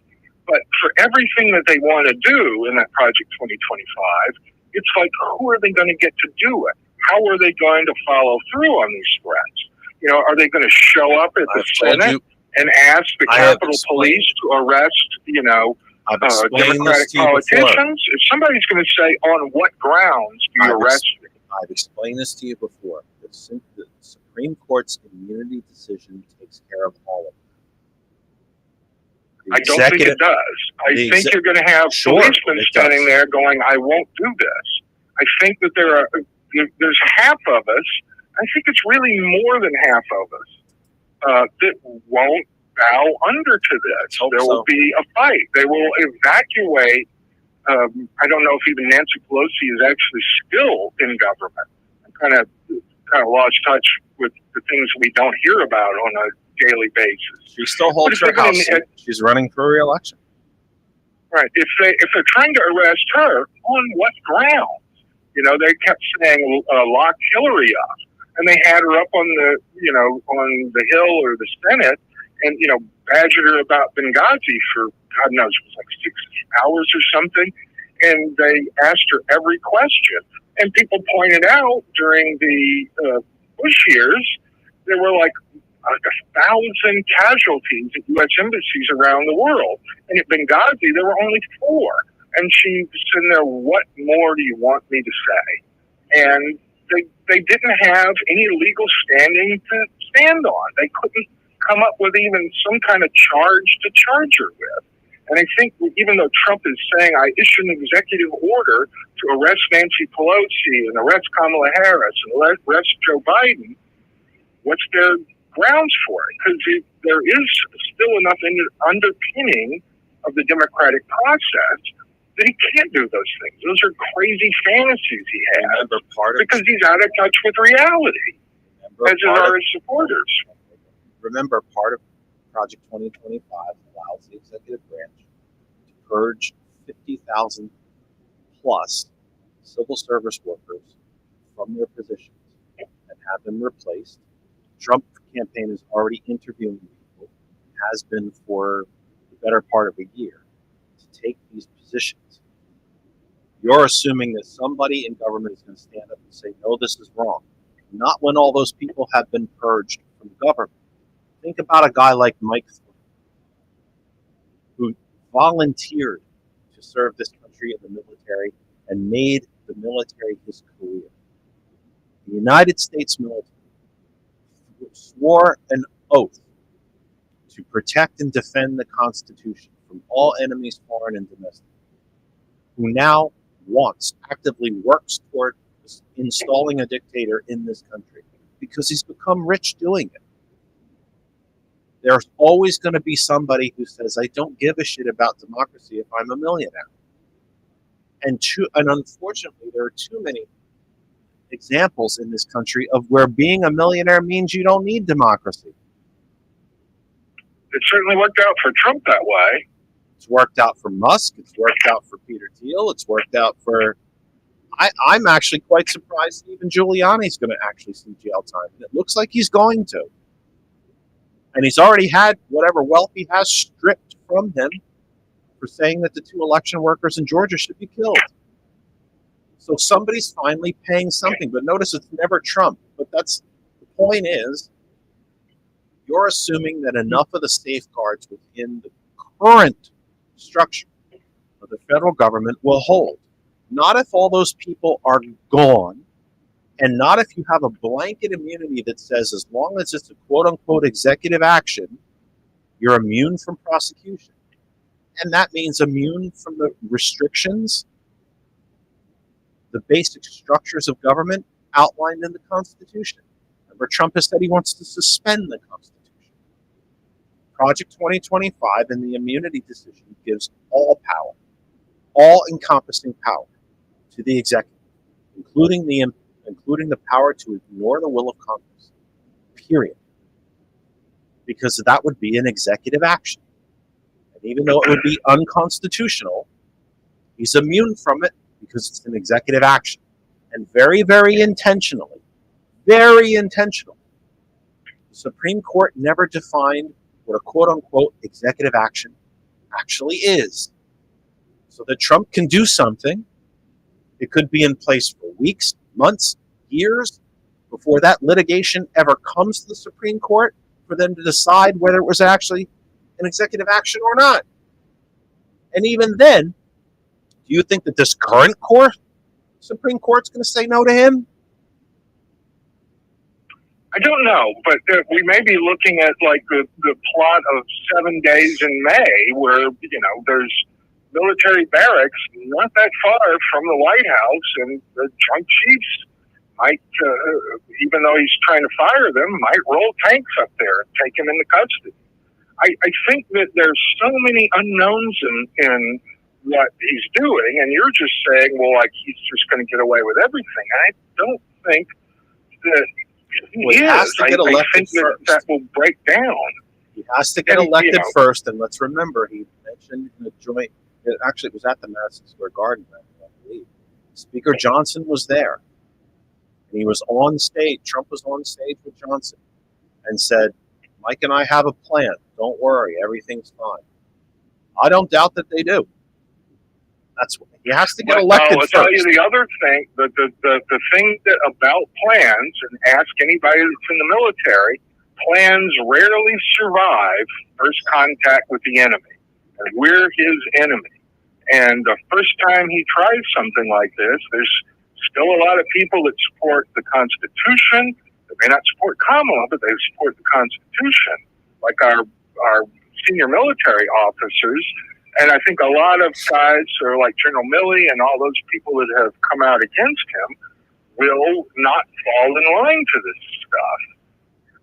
I think the thing that gives me great hope is that Trump has basically destroyed the Republican Party except for himself.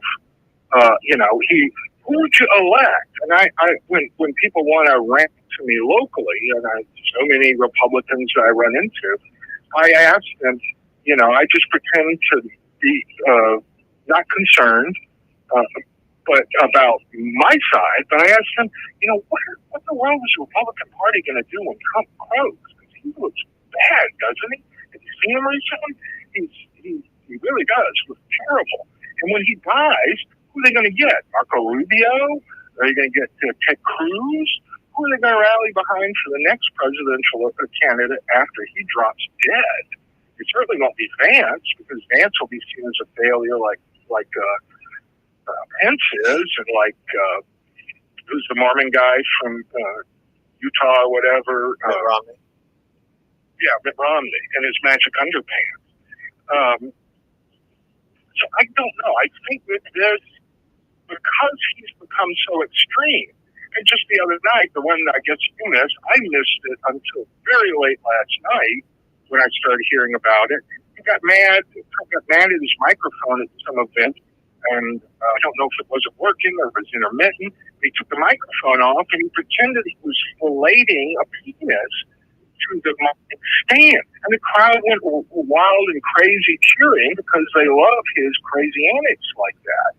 And I thought, my God, this kind of stuff is going to come back to haunt them in the future. All these people that supported it, they're going to have a moment when he's dead to go, wait a minute, we were, it's going to be like the malaise that set into Nazi Germany after the war, because they're going to go, my God, what have we done? What have we become? And it's going to hit a lot of those people, especially the religious ones.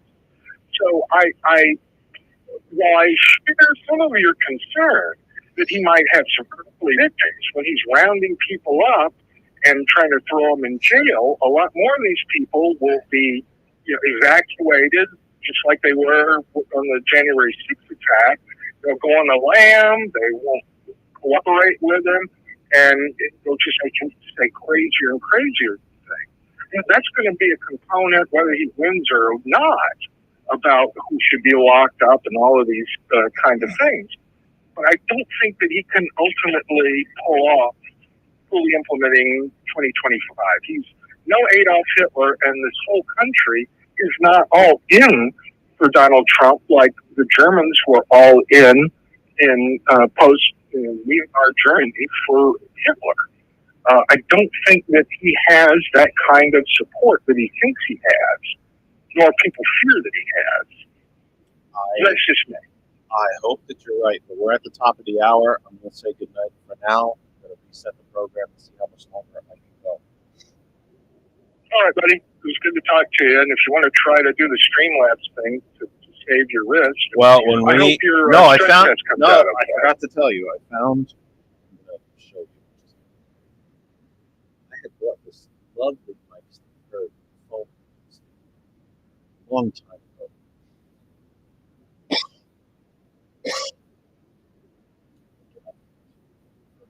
We're having chest pains. We're starting to cough. Because I used the phone as a secondary monitor way back. I don't want a program like I used to, but I used to be terribly concerned about how it looked everywhere, and I was things like that. Streamlabs doesn't look that hard, but I'm not a huge fan of this program. I hope that the desktop is better than what I'm doing. So I can say, but that said, so I dug this out again, so now I can kind of prop the phone up closer to the microphone instead of sit here and hold it for the whole time. Every now and then the brain kicks in and actually somewhat smart, but terrible. But I try.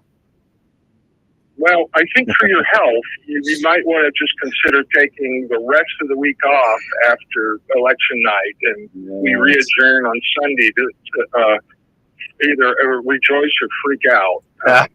It's a little probably too. Not doing your heart good. It's way too important of a week for that. But what I can tell you is that once we get past this week, George Thomas and I definitely have talked about doing less programs. And probably instead of being here 4 nights a week, we might be here 1 or 2 nights a week, and taking some time because the schedule is definitely not helping me. Doctor, several actually of the doctors that we saw on Friday said that they asked me what my work schedule is. At 5:30 in the morning, I have a cup of coffee, watch the food, sneak the dog out, make my lunch, go to work at 7. Usually don't get home till almost 6. Then I walk the dog for about half an hour. That gives me an hour to eat dinner, and then I come up to the studio on the radio until 9. And then George and I usually talk for a while after that, which sometimes is just very relaxed, goofy, pleasurable conversation, and other times it's technical radio shit. So that usually goes till 9:30, and then if I'm lucky, then I go downstairs and I try to usually have a craving for something sweet, or I just have a pretty big glass of milk, and then I go to bed, hopefully by 10 or 10:30, and then 7 hours later I'm awake. So that's insane. So several doctors said, you got to stop. You need to figure something out and take a break. So George and I had already talked before all this started about after the election, maybe as late as the 14th of November, covering that whole week after the election, because I think lawsuits will be continuing to go, and so that we're just going to have to take. Well, I thought about taking a complete 6-week shutdown from Thanksgiving to the New Year, no program whatsoever, but that could very well be dangerous for the existence of the program. Well, 6 Randall weeks. and I could host it and just doom scroll with each other for you if you want to. Well, I've been considering. I really love some old Jay Leno jokes too. You know, with the randos in there, kind of make it a little more comic. Well, we've been considering we could give you and Randall. You know, T. Nathan signs off, I think, at 1:00 in the morning. Thomas doesn't come on until 8 in the morning. That's an empty 7 hours that you and Randall could probably fill without even taking the breath. Well, I'm just kidding. You know, I'm only about half serious, but you know, once you. I'm actually dead serious that the two of you could cover 7 hours and not even blink, and probably do it 5 nights a week, 35 hours of live programming, and you probably the two of you probably wouldn't even run out of stuff to say. It's amazing. I've been unemployed for a year, and I've gotten a couple of job interviews, and I'm hoping I get back into working for a living. I don't know how you've survived how do you survive in Mississippi without a job for an entire year? Because they don't have. Well, I mean, how much of they slash state unemployment down there? What'd you get? About 12 weeks, 16 weeks? I got from January to June. I don't know how many weeks it was. 26. You got the federal 26. Doled out over those weeks was about right at $235 a week, which letting them take the taxes that are going to come out of it was like $199 a week. Then I had FU money in the bank as well as a new car fund that I burned through. I burned through all of my unemployment. All my retirement stock stuff too, to just keep the lights on.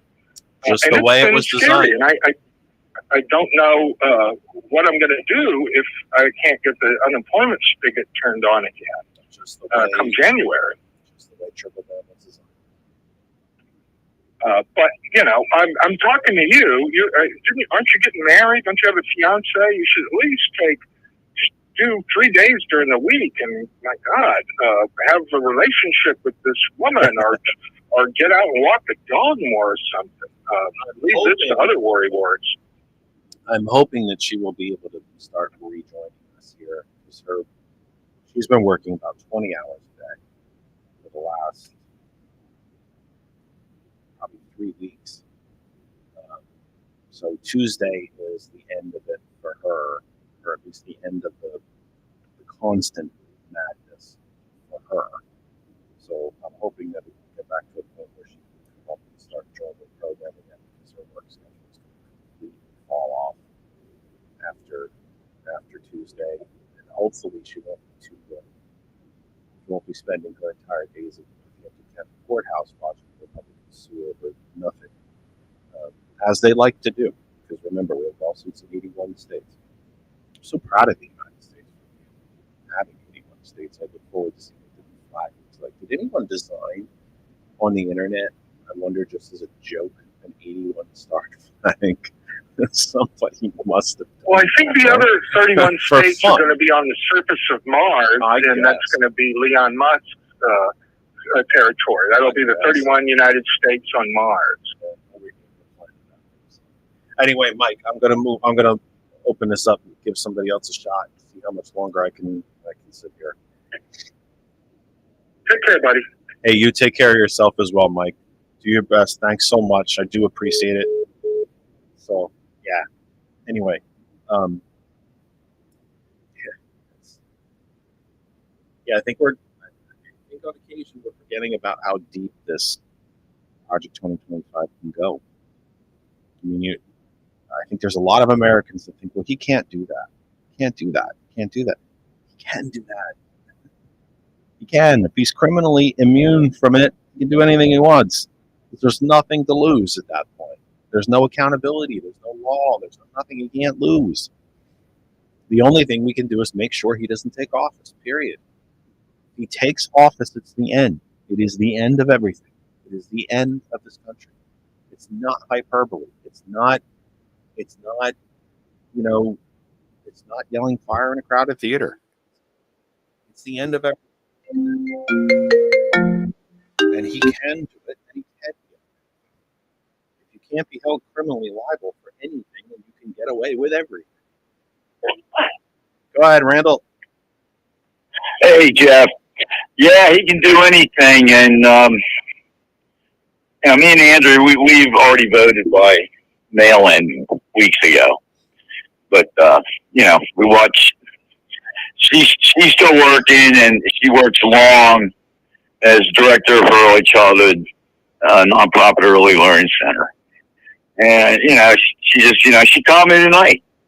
I said, Project 2020. And she goes, yeah, he's going to totally end Head Start in this country.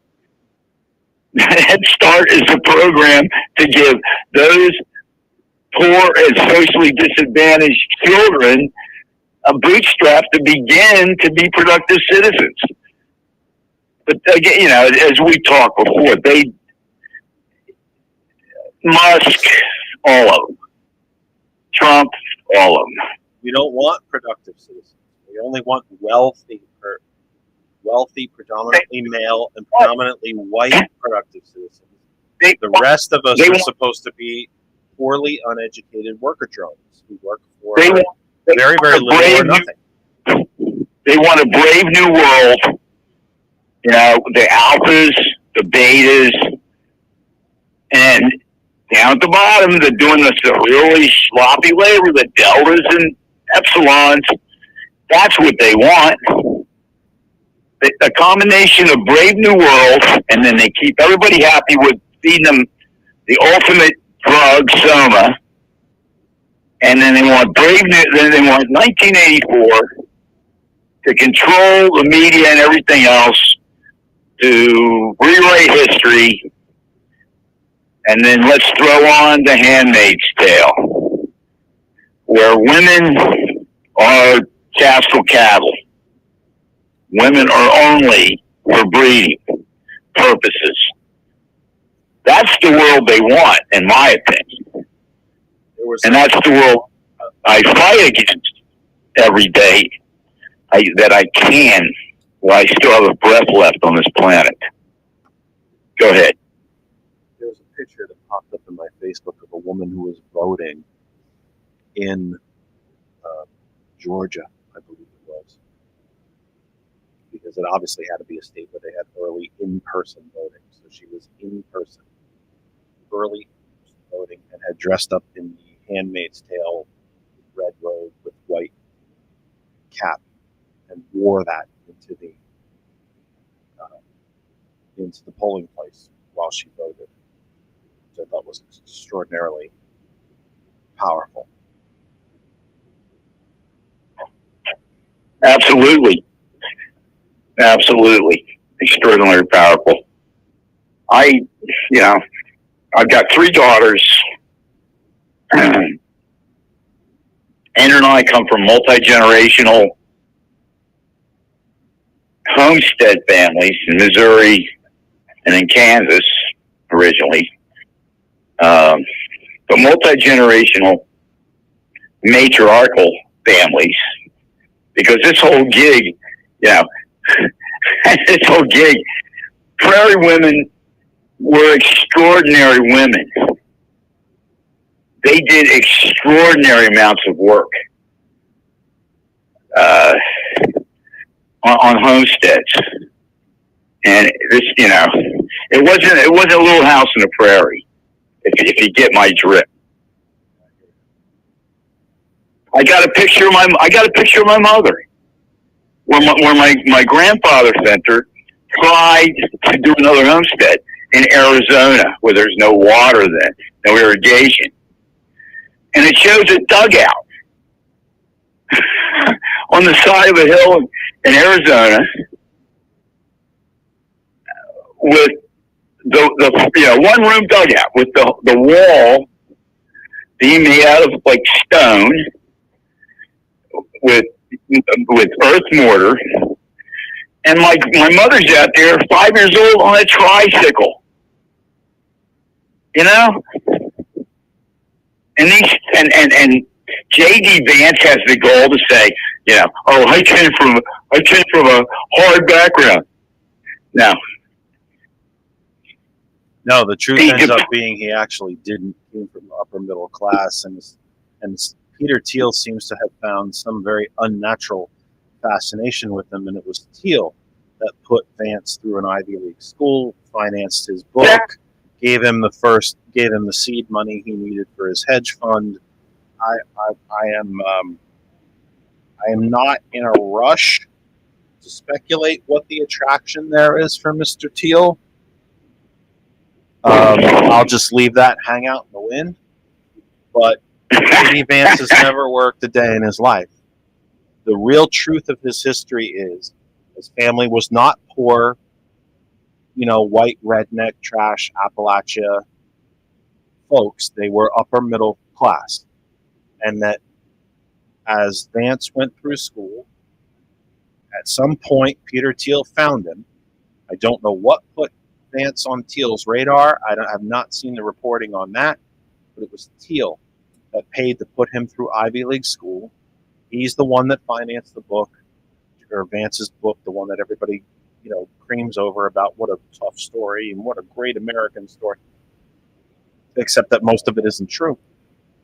And then he's the one that gave Vance the seed money for the hedge fund he was running. I mean, it makes it kind of interesting when you have to wonder then 8 years ago why Vance was saying that Trump is a fascist and that he is a would-be dictator and that he's unfit for office and all. Thiel was paying for him then. Peter Thiel was completely financing Vance back then, but Thiel also has financed Trump. So I have to wonder if that Vance's, you know, makeover, so to speak, was his political conversion, if you will, was just paid for by Peter Thiel or just outright ordered by Peter Thiel. But everything that Vance has today is traced in some, can be traced in some way to the finances of Peter Thiel. And I don't know, like I said, I don't know what I don't want to overly speculate about what the fascination there is, if you get my. Yeah, no, I get it. And it's not for me to speculate, by the way. It's not for me to speculate, but it makes you wonder. I suspect it is, but it makes you wonder. Yeah. Anyway, now getting back to 2025. There, you know, it's not just the Republicans want to totally dismantle the U.S. Department of Education. I mean, Trump almost did it by who he appointed to be its secretary. You know, the DeVos that, well, we want all public schools to be privatized, and so we can have charter schools, but we only want for-profit charter schools, so we make billions, right? Exactly. And not just you. I mean, you're right, but not even entirely. That this is not just about degrading the Department of Education. Project 2025 calls for the Department of Education to be shut, to be exactly that's what closed. It calls for the EPA to be shut down. Calls for all the financial regulatory agencies to be shut down. The Securities and Exchange Commission, among others, Federal Trade Commission, all to be shut down. The FDA is to be shut down. It is a dismantling of government. Just about the only things that are left, not exactly, for all intent and purpose, the only things left that have any power are the Justice Department, which would now be a direct grant, or a direct office report to the presidency, and the Department of Defense. And the Department of Energy would get shut down. Trying to think of what the other one. Department of Interior gets shut down. God knows the ATF wouldn't exist anymore. Alcohol, tobacco, firearms. We wouldn't know that anymore. Government would be stripped down to, for all intent and purpose, a Justice Department, which would now become a direct report to the presidency. It would not have the semi-autonomous function that it has now. The post office would remain because it is literally in the Constitution. But the government will provide, what's the wording? I forget the wording. It's in the Constitution. Will establish and maintain a postal service, I think is what it's called. And then, I think those are the right words. I'm trying to think of what else survives. There's really not much. There really isn't much.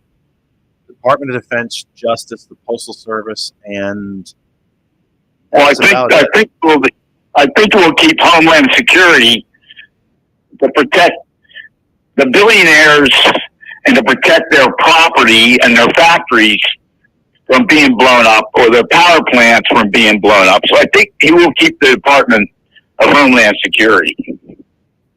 You know, it was interesting. One of the topics, I guess you'd say, that's caught a little bit of life here in Pennsylvania is that one of the nuclear reactors at 3 Mile Island is set to be restarted. Yes.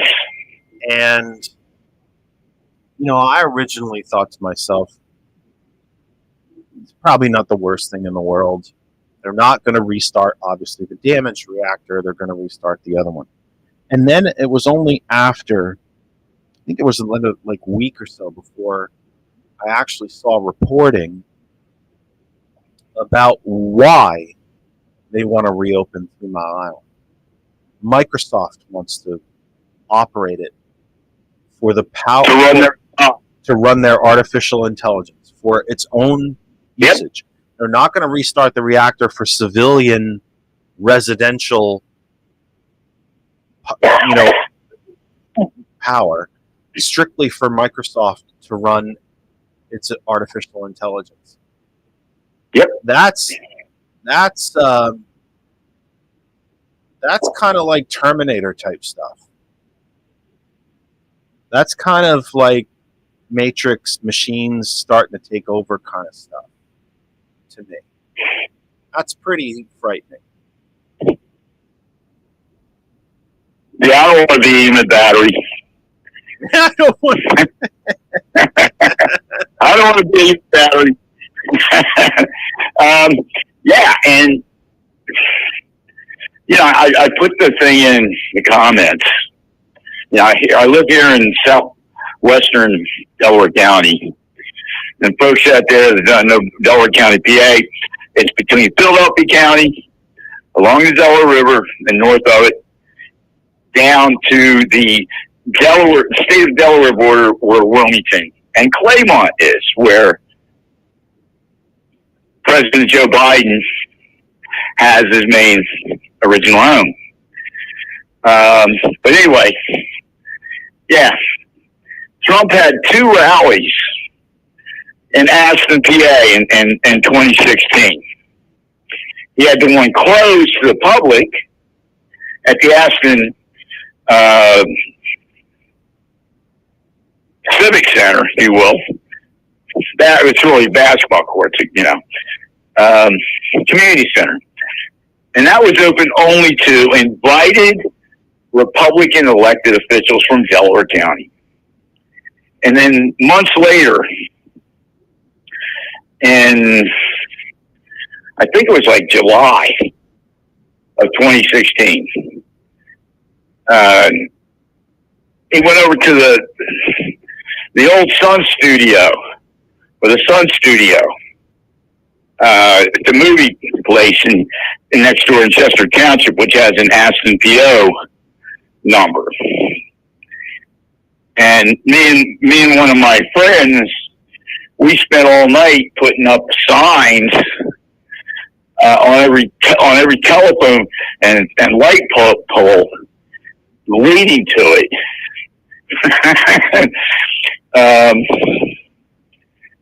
You know, Trump equals racism is what was on the signs.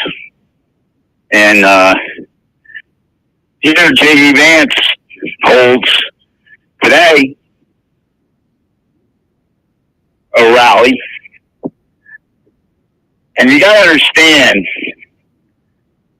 I lived in Aston Township from 10 and a half years old in 1963 until I left with my wife and 3 daughters in August of 96 to move to an adjacent school district. When Pennsylvania, you were in New Jersey still, or maybe you're still in Ireland, I don't know. But way back when, Pennsylvania passed a law that consolidate, up to that time, every big township, small borough, they had their own public school systems. And Pennsylvania legislated, you must start consolidating. Well, it was these western suburbs that were still mostly farm areas back then. It's all dense suburbia now. Pendelco School District was created out of Aston Township, Brookhaven Borough next door, and Little Parkside Borough. Between Brookhaven Borough and Chester City. Actually between Upland Borough, which is part of it's now the Chester Upland school system. But before that came about, Pendelco school system was created. A public school system that when it was created in 1962, 100% of its residents in the 3 municipalities were all white. And after the election, I'll call you back and I'll tell you the history of the racism in Aston. Families being burned out. Yeah, I'll call you back after the election on that. But Pendelco school system was created to be a white public school system. And the biggest part of that population is Aston Township, Delaware County, Pennsylvania.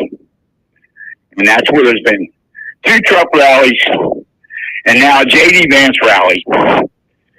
Because that is what, and you said it earlier, his BS, Trump's BS, to try and make suburban women fearful of crime when crime is actually way down from 2023.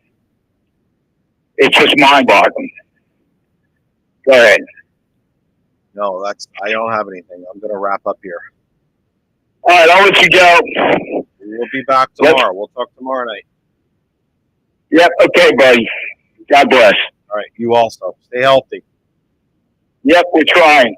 There it goes.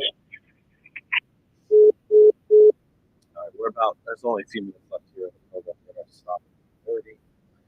Water.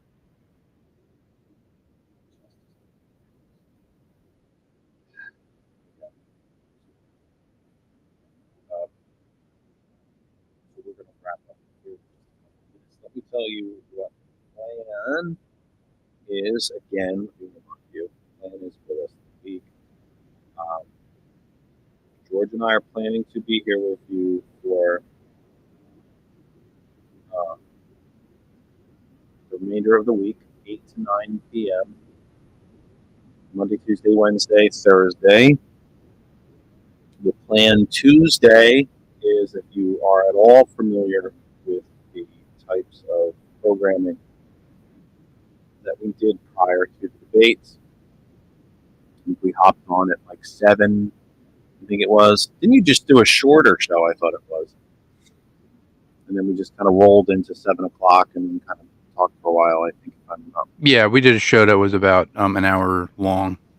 So I have a feeling that's pretty much going to be what we're going to do on Tuesday. We'll go from about 7 to 9, and then turn you over to the real.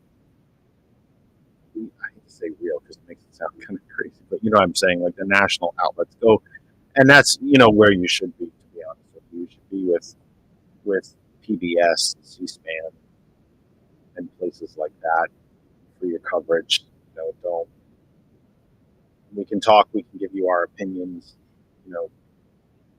And look, GCPR is going to be on Tuesday night. We'll be with you throughout the day and the night. We can kind of sort of simulcast things, but not really. That gets troublesome. Legalities and things like that. But we're going to talk to you a little bit on Tuesday. The group, the whole, the team, or at least as many of the team as is available. We'll talk to you on Tuesday night. George and I will be back with you Wednesday, Thursday, barring anything unforeseen. If there is a night that I'm going to miss, it's probably going to be Wednesday. Depends on how these tests go. The worst thing about having something wrong with you is when they cannot tell you what's wrong. They can tell you something's wrong, but they can't tell you what it is. It's the worst part. But that's the plan for our program for the week. Please remember, to all our listeners at GCPR, the Villain's View comes up at 9 p.m. And I realize that we're late into the day here, but if you're looking around at your clocks and you're not sure what the heck time it is, please remember that daylight savings ended yesterday, or it ended technically at 2 a.m. We fell back to 1 a.m. So whatever time you might think it is, it's an hour earlier. I know that sounds a little crazy to say at 8:30 Eastern time, to check your clocks. But hey, if you got more than one clock in the house, maybe there's one that you forgot to change. We're so used to our devices, they change times automatically for us. We don't even have to think about it anymore. But an old-fashioned clock on the wall, I happen to like clocks. I have a lot of clocks in this house. I think they can, I think they're very interesting looking. I think the designs of them, and I have a couple clocks that look like old-fashioned clocks. They're not terribly old-fashioned, but they look like it. I have one in the kitchen that looks like an old 1950s like diner clock. I think that's kind of cool. So I had to change clocks this morning. So if you are a little mystified at the fact that we're ending or whatnot, or what time it is, please remember that it's now standard time.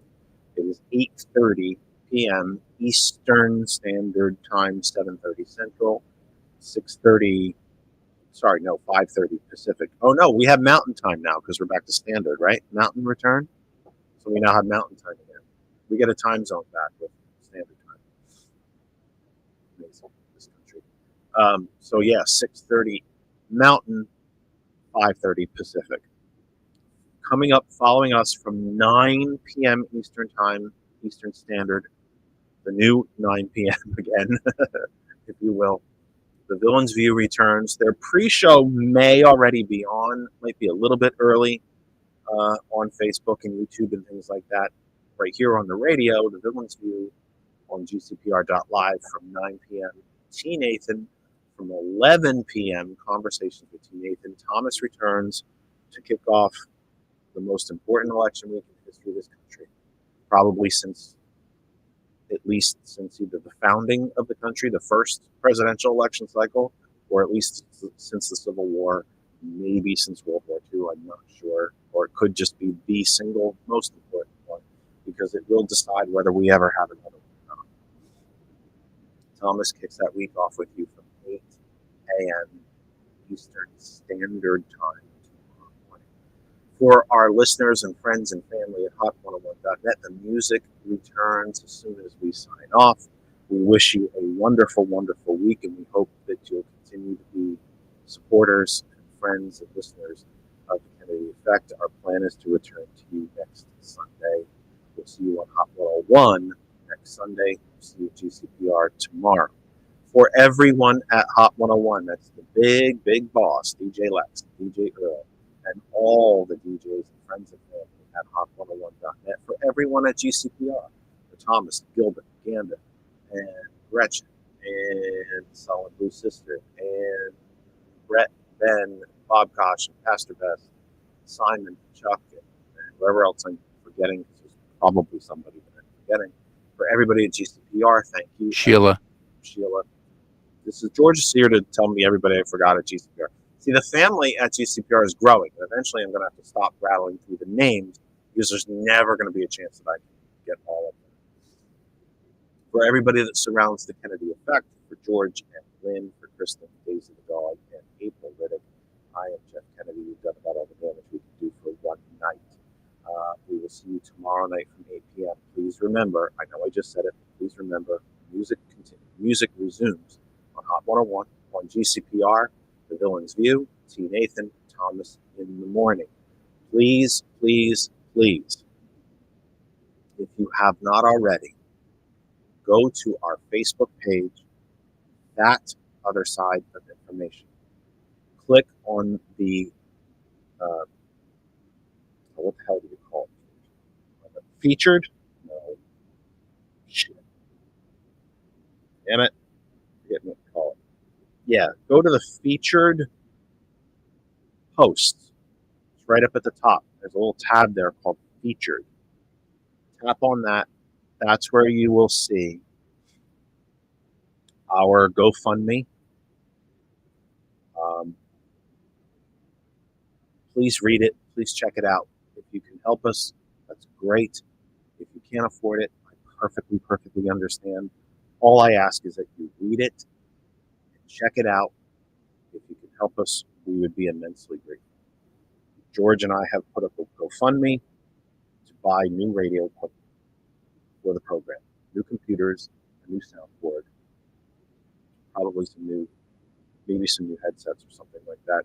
But first and foremost, a new computer, if not several, because we simply need new computing equipment to continue to the program. The computing equipment I have is outdated, it is degrading, and I can do less and less with it.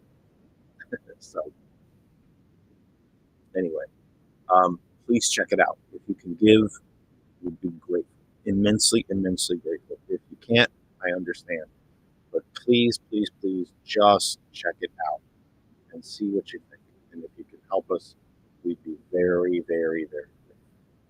So that's about it for us. We'll see you tomorrow night. Until then. Oh, the pre-show, by the way, for the Villain's View is on live right now. I don't think they're on the radio yet, but the video pre-show, them getting ready, the Facebook, the YouTube, all that stuff is up live. Check it out. I will be sharing that shortly. And I think that does it for us. So I said for everybody already. We'll see you tomorrow night. Again, Villain's View from 9, T. Nathan from 11, Thomas tomorrow morning at 8 on Hot 101, the music reasons. Thank you all. Take care. Please take care of yourselves and each other. And by God, no matter what you have to do, please, if you have not done so already, please vote on Tuesday. Vote, vote, vote. Vote like everything that you can possibly think of depends on it. Because it does. So thanks again. Have a great night. Take care of you.